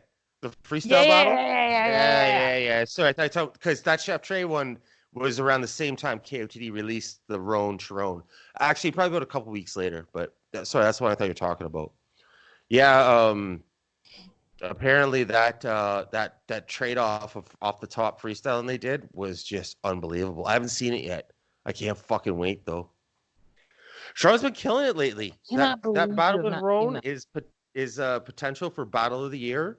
Fucking, he battled Geechee in January, maybe early February, somewhere around there. And I haven't seen that, but from what I've heard, he beat Geechee. And I quite like, I've heard that or seen that more than I've heard Geechee beat him. And then he had that Chef Trey battle. He recently put out a song. And he's always on social media saying like, yo, who the fans want to see me battle next? And obviously Wild 'N Out's going really well for him. So yeah, Charron's been killing it. Good for him. That's awesome to see. Sweet. This may be like not popular question, but like Geechee, I mean, good battle rapper. People like him, but like he's one of those ones that goes in waves where people are like, he's the man, and he's not the man, and he is the man, and he's not battling. Do you feel like he is in a place right now where people like give a shit about him? Because I feel like not, but I'm a more casual fan than you. Geechee's one of those guys once again. Here's where I mean, Mook would be the same question, but Geechee in this point. Mook's I don't think Mook would have had that thing where people had to try to figure out what made him so good. Mook stood out right from the beginning. With Geechee, it's like, for me, for a while, what it took was I was like, everything's there, but something's missing. And I've come to realize that it's just like, he's like a fucking, there's no, like the Charron off the top rebuttal shit. Like that special power. It's like Geechee is just like a consistent across the board. Plus he's charismatic. Plus he has, that personality. He has stage presence. I watched the battle with him and Twerk from Caffeine. That Caffeine TV and URL, that joint deal they did. Fucking Geechee was amazing in that. That was one of my more favorite Geechee performances. But Twerk is like fucking, that motherfucker's got to be like 6'4" or some shit. Geechee ain't near that. And Twerk commands the stage. Fucking, he's one of the best to ever do it. The way the stage presence, the way he commands the crowd. And Geechee was controlling the crowd. Geechee was controlling the stage. And that's hard to do with, especially, when both guys are just as good at doing it, and one guy is bigger, like in height wise, size wise, everything. And I don't mean bigger like Big T bigger. I mean like bigger, like I could beat the shit out of you. No, that would be right? Like Randy fighting Rampage in their prime. Yeah, it's so fucking it. I think that's that thing that Geechee has, and I think that people like me, people like you, who don't really get it, it's just not for us necessarily. Because there's never been a time I felt the need to shit on Geechee. Whoa. I'm not shitting on Geechee. That's what I'm saying. I never felt the need to shit on him, but I've never been like, God damn, Geechee, right? He's good. He's dope. I like watching him, but he's never, and maybe freak out when there's key. A Geechee battle coming up. What's that? I said he's consistent, which is key. That's what I mean. Yeah, he's like a fucking, he's just solid all the way through. There's no special fucking power there. And there's nothing he lacks, really. He's definitely seems like a fucking people person. I mean, okay, so? Yeah, well, people are drawn to him, I mean. On social media, at events. Oh, yeah, sure, okay. Right? You know what I mean? Like, people are drawn to him. He makes himself accessible. He's a Crip fucking through and through. He reps that proudly. But people don't fear him when they see him. It's not like you see Geechee. I've never heard of a fucking fan, a battle rap fan at an event, and been like, yo, I saw Geechee, and it was terrifying, right? It's like, yo, I saw Geechee. I saw him, I'm a fan. He was like right on. Like, those are the type of stories you hear. So I think, making him likable and stuff like that. So I think that's where Geechee really succeeds. It's just, he checks all the fucking boxes. I mean, he's basically like, I'm trying to like make a correlation to MMA. I feel like he is what correlation to MMA? Correlation to MMA. Who the fuck would he be? Well, no, I mean, we can think of bigger names, but I was gonna say like Charlie Brennan. Oh, Brennan? come on now. No, I'm saying like no. My point was, it doesn't have to be a big name. The point was good at everything, not an expert at anything, but consistent, company man, likable, and smart. Go with Dan Hardy. I mean, okay, fine. I like Dan Hardy more than fucking. I was gonna go as high as Frankie Edgar, but then you said. Okay, yeah, no, perfect example. Yeah. Well, I mean, the difference though is that like Frankie was like expert in wrestling. See, that's where the comparison gets hard. Because wasn't he like a fucking standard Hoster or some shit? Yeah, but and also Geechee won champion of the year, so he's a champion like Frankie.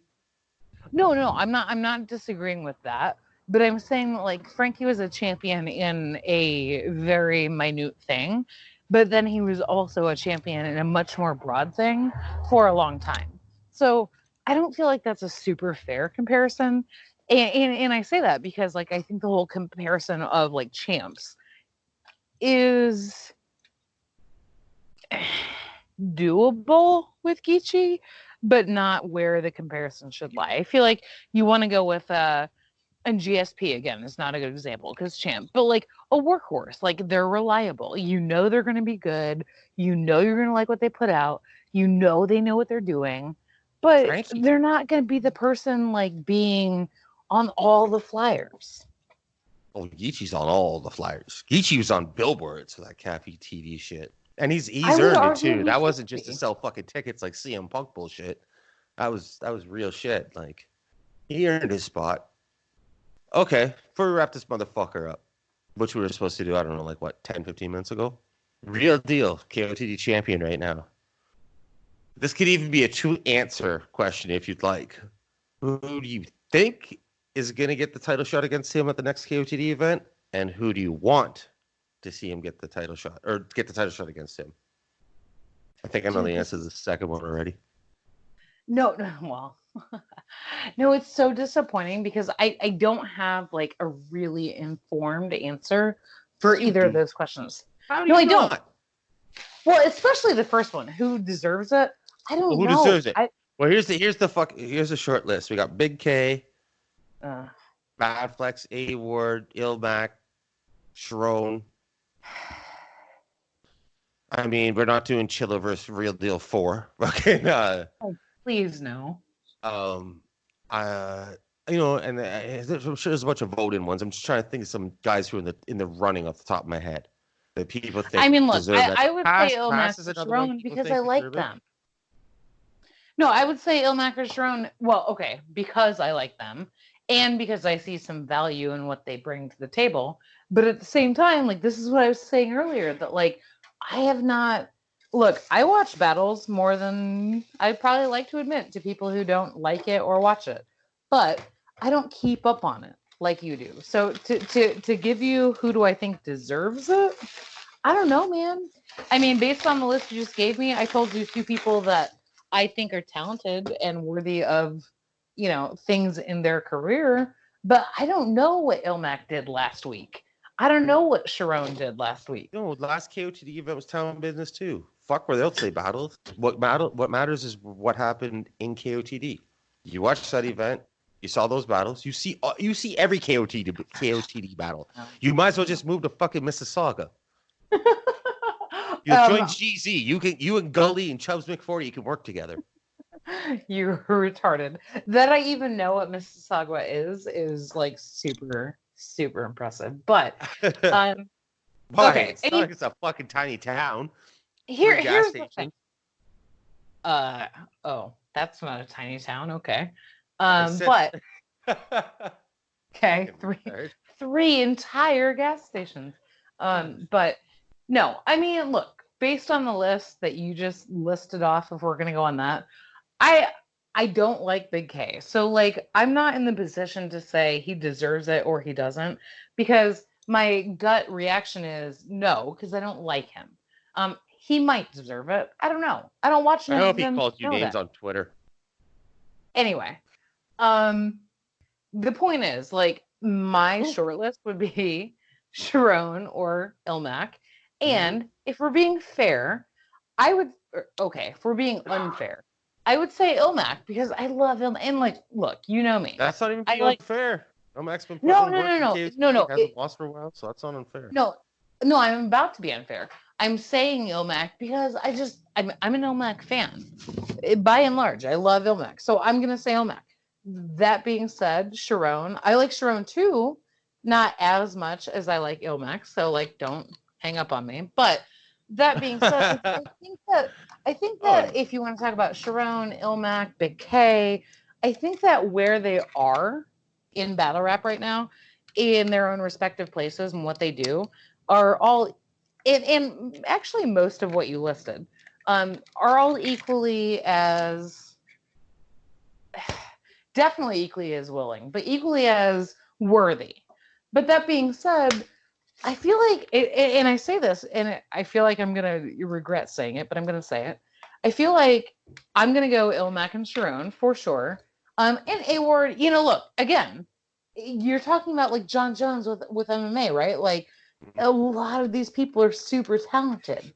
So if you want to talk about who deserves it based on talent versus who I like. Not just talent, but just recent performances. But yeah, versus. Right. So different conversations. But if you're asking me what I think, what I like, I'm going to say Illmac and Charron. And to that end, when you get to that, like, there's these two people, pick one. It hurts my fucking heart. Coin at that point. Yeah, flip a fucking coin. Can't we just do them all? It's a coin flip either way, because they're both very talented and likable in different ways. But part of me is like, I love Illmac to the end of the earth. But I think Illmac's the best battle rapper of all time. I can't say that because he hasn't even retired. But I think Illmac is the best. I thought that for a long time. You didn't know that? I don't. I'm trying to. I just think, and this is where this is I'm where trying to recapitulate my thoughts, and my brain just short circuited. Okay, who the fuck did you think I thought? Who do you think I thought was the best? I mean, it's hard telling because, like, you're a Daylight fanboy, hardcore. I love Daylight. Daylight's awesome. Yeah, sure. You have a healthy respect for Thesaurus, Geechee. Love Thesaurus. Thesaurus is like top 5. Thesaurus is out fucking standing, man. Look at the longevity of the guys like that, or like Hall to Dawn. Right. They're just killing shit still today. Iron Solomon, like, dude, fucking, wow. Oh yeah. No, Illmac's fucking. In my opinion, he's the best. But you know what? Fucking this is where it's. Is it because he's Eminem-ish in his like wordplay and not like Eminem-ish, like he could be Eminem, but like that mindset where it's more about like, you know, setting the stage and having the bars, but having the innuendos and having the. Is that why? Yeah, he brings everything I want.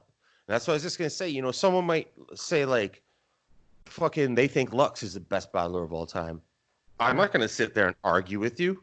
Fucking, that's like, I think Jordan's the best basketball player of all time. Somebody's like, I think Kobe's the best basketball player of all time. I'm not gonna sit there and argue with you.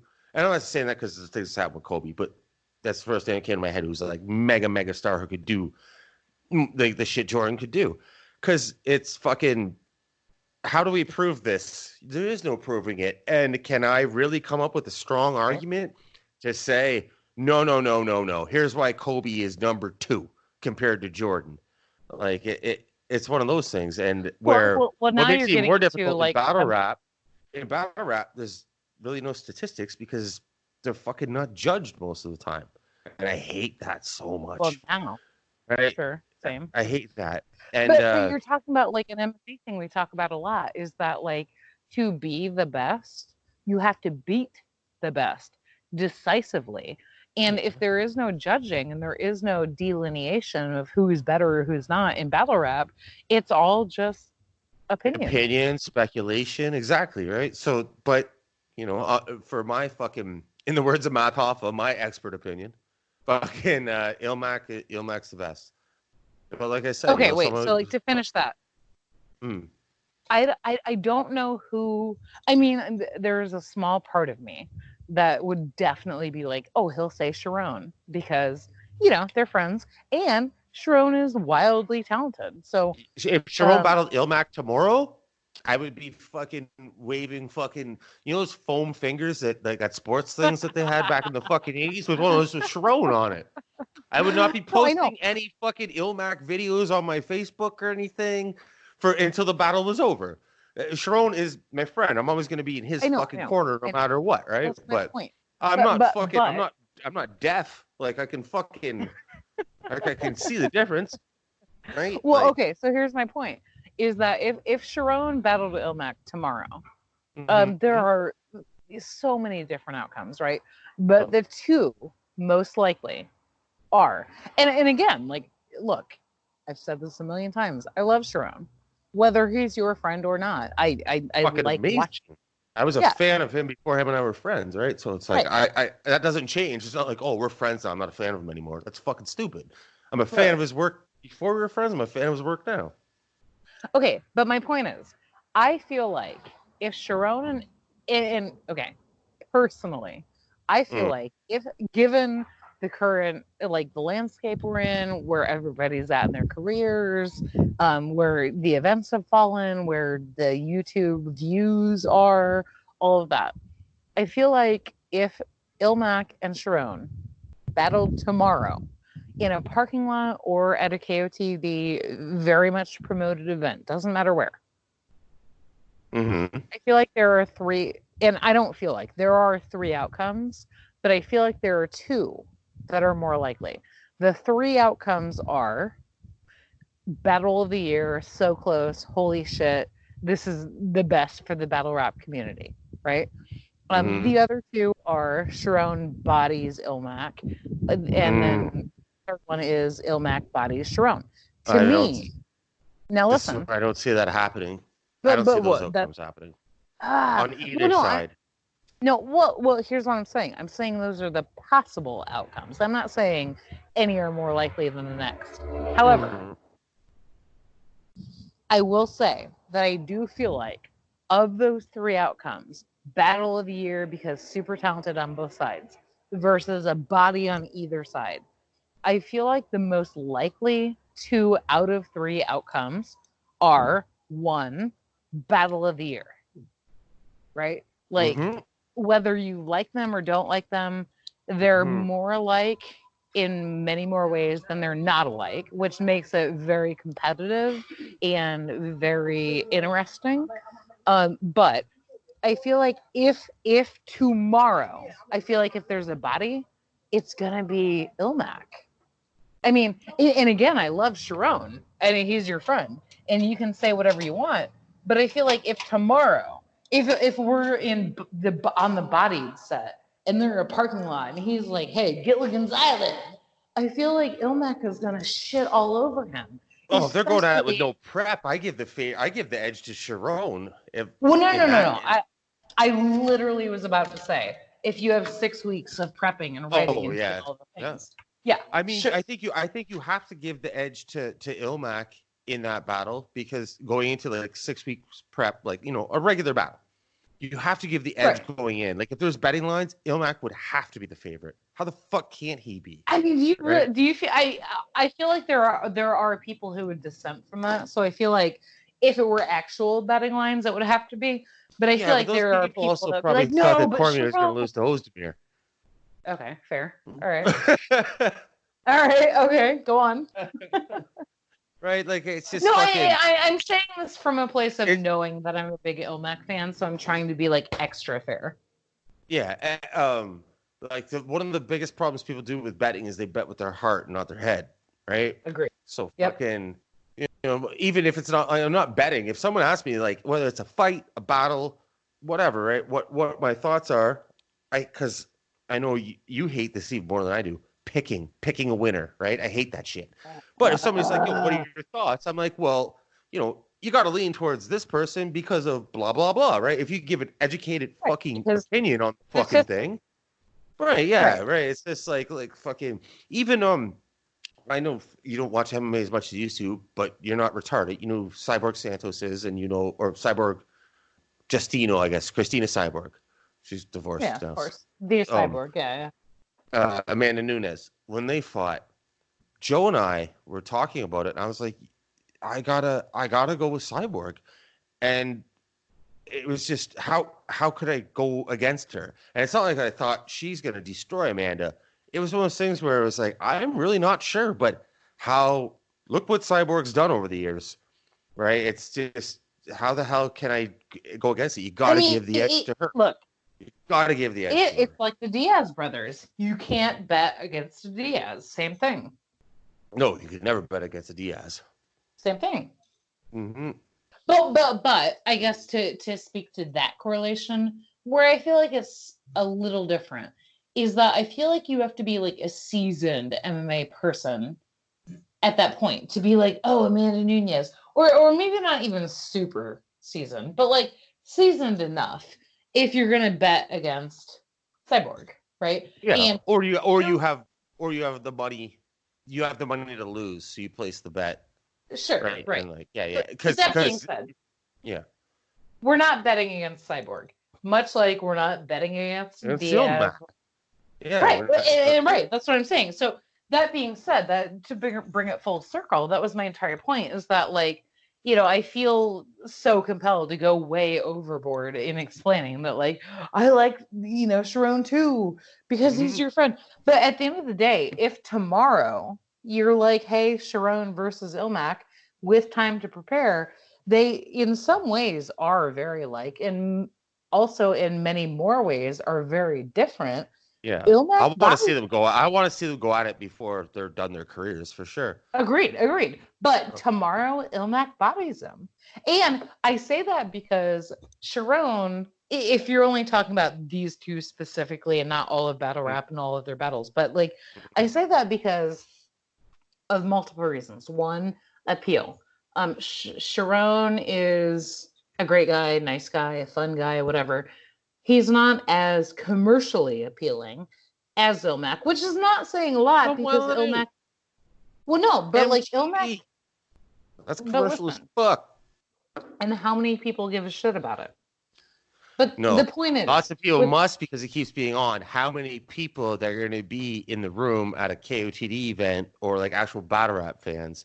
Right, but it's a different stage, right? But like, they're not. But so those that, now what like, you're saying, I get what you're saying is like the Illmac Trump Charron in that realm. I'm saying like straight up visceral, like yeah. You look at like who's more mainstream and who's out there, right? Charron's already out there, right? Yeah. I'm not even saying mainstream. I'm saying like palpable in the battle rap realm. Charisma, yeah.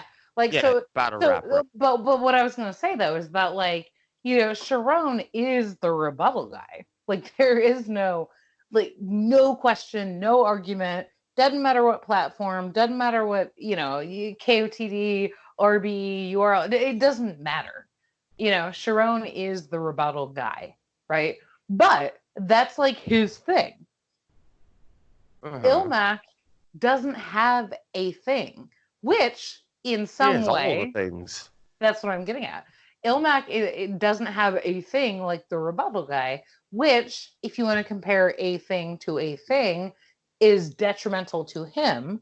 But if you want to just talk about putting him against a person, is beneficial to him because he can do all the things. So, like, Illmac is not the rebuttal guy that Charron is, but Illmac can certainly rebuttal with the best of them.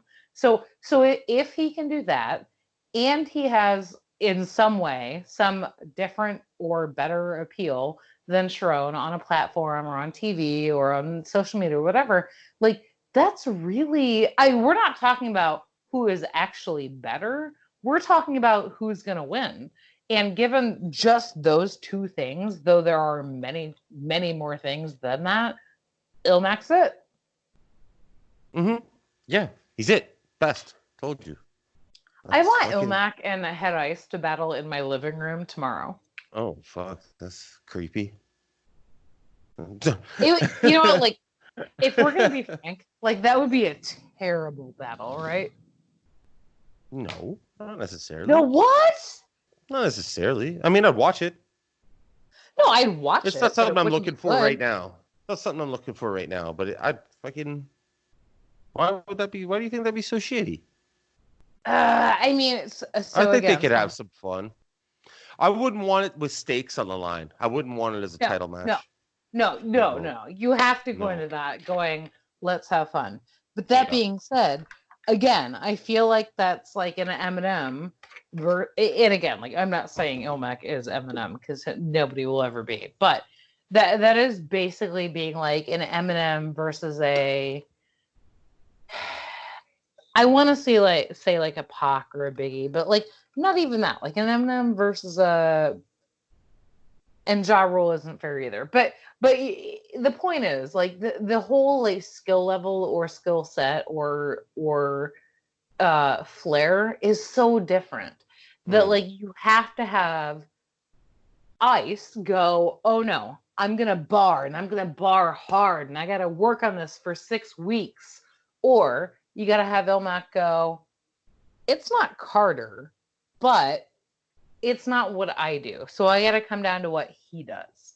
So if that happens, then Battle of the Year, only because it's fun. But you can't take an Illmac and a Head Ice and go, hey, both of you do what you do, and we expect this to end well. No. Oh, you know what? If... Illmac versus Charron gets announced as the next event, we could probably just replay this as a fucking preview breakdown for the battle.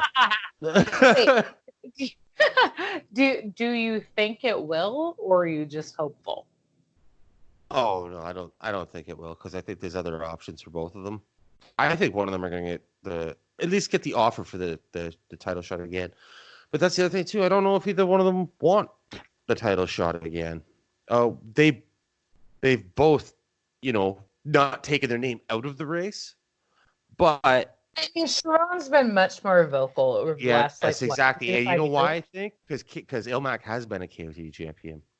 Charron lost to Pat.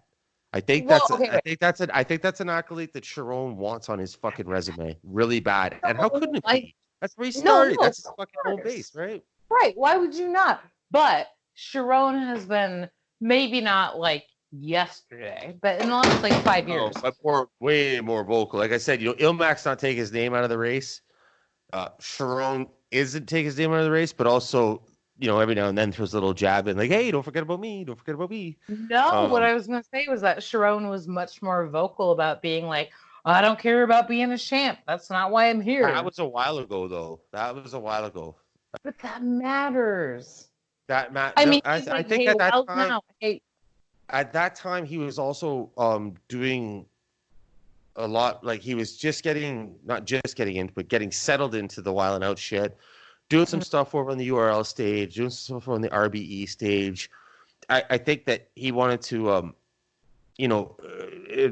go down other avenues for a little bit, and he got up to a title shot. But now, over the past little while, I'd say that he's more vocal about wanting to be a champ, and I think that's where, that accolade's missing off his resume. That's not on there, and I think that, it would be something that he would like. Whereas Illmac already has that on his resume, but Illmac is also not taking his name out of the race. Because if you're the champ, wait, does that not make you more hungry? But does that not make you more hungry to be like, I already had it and I don't have it now, versus I've never had it? So I had a chance to get it and I lost, and I didn't capitalize on that chance. I want another chance to at least try to have it. I think that would eat away more, especially though KOTD. That's home base. It's not like that's the only place Charron battles, but you know what I mean? That's where he developed a lot. Illmac didn't. He developed in King of the Dot, obviously, because he's had so many battles over the years. But Illmac was around long before that on other stages of the platforms, right? Grind Time and Scribble Jam and all that shit, World Rap Championships and all that shit. But I think it would be more of a thorn in the side to know that you had a chance, you didn't capitalize, and you really you remember when Michael Bisping, back to fucking relating to MMA shit, when Bisping, it didn't look like Bisping was ever going to win a championship, and everyone was like, he's going to be the best UFC fighter to ever retire without winning a championship. That's kind of like what Charron would be if he never wins the KOTD championship, like a chain. It just seems like, don't you think? KOTD chains and Charron is synonymous. Yeah, no. Right? Like, you think about the past champions, Pat. No, I Bender, do think that. Right? Like, it's just the name, that's why I think it would eat away at him more. Well, but you're talking about him and his personal life and what would eat away at him.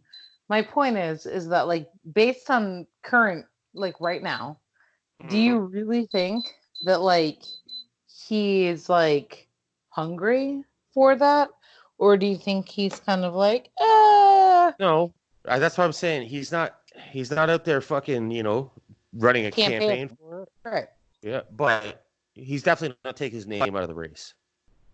So, but that being said, what do you think changed when he was no? He had other short-term goals. No, I know, but and they're probably accomplished.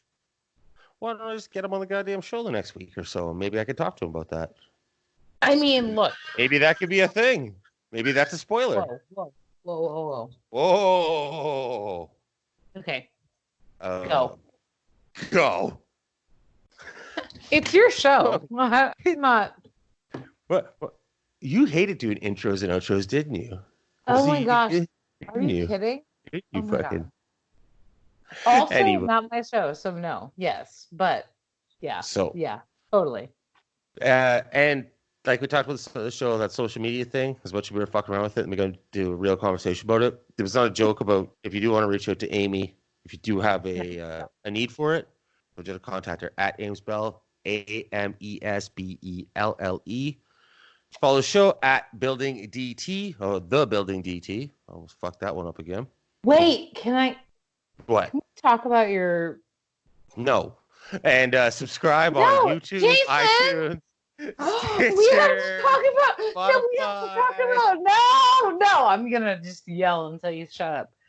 Can we talk about your logo on Twitter at least? Oh, shit. Yes, real quick, too. And the beautiful design of the logo on Twitter was made by one and only Amy Barton as well. No, but you have to tell them why.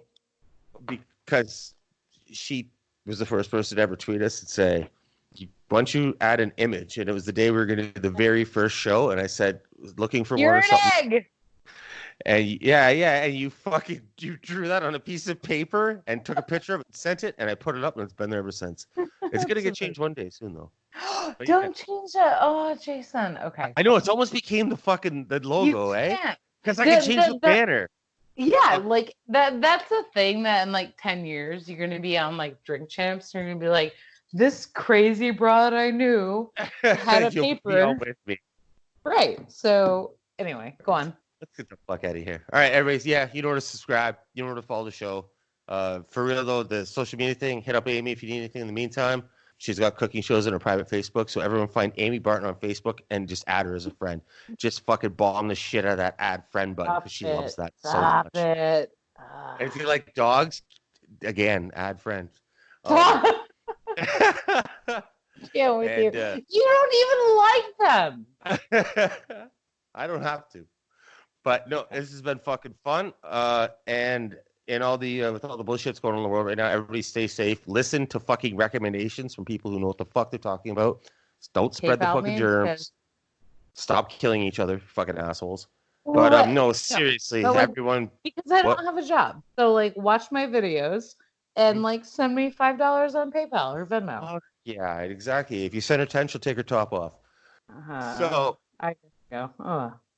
It's like doing a show with Uncle Fester again, right? He was watching my live earlier, but also no, kill yourself. But go on. No, I mentioned him. Anyway, stay safe in all seriousness, people, and appreciate listening. Talk to you again soon. Peace. Building downtown.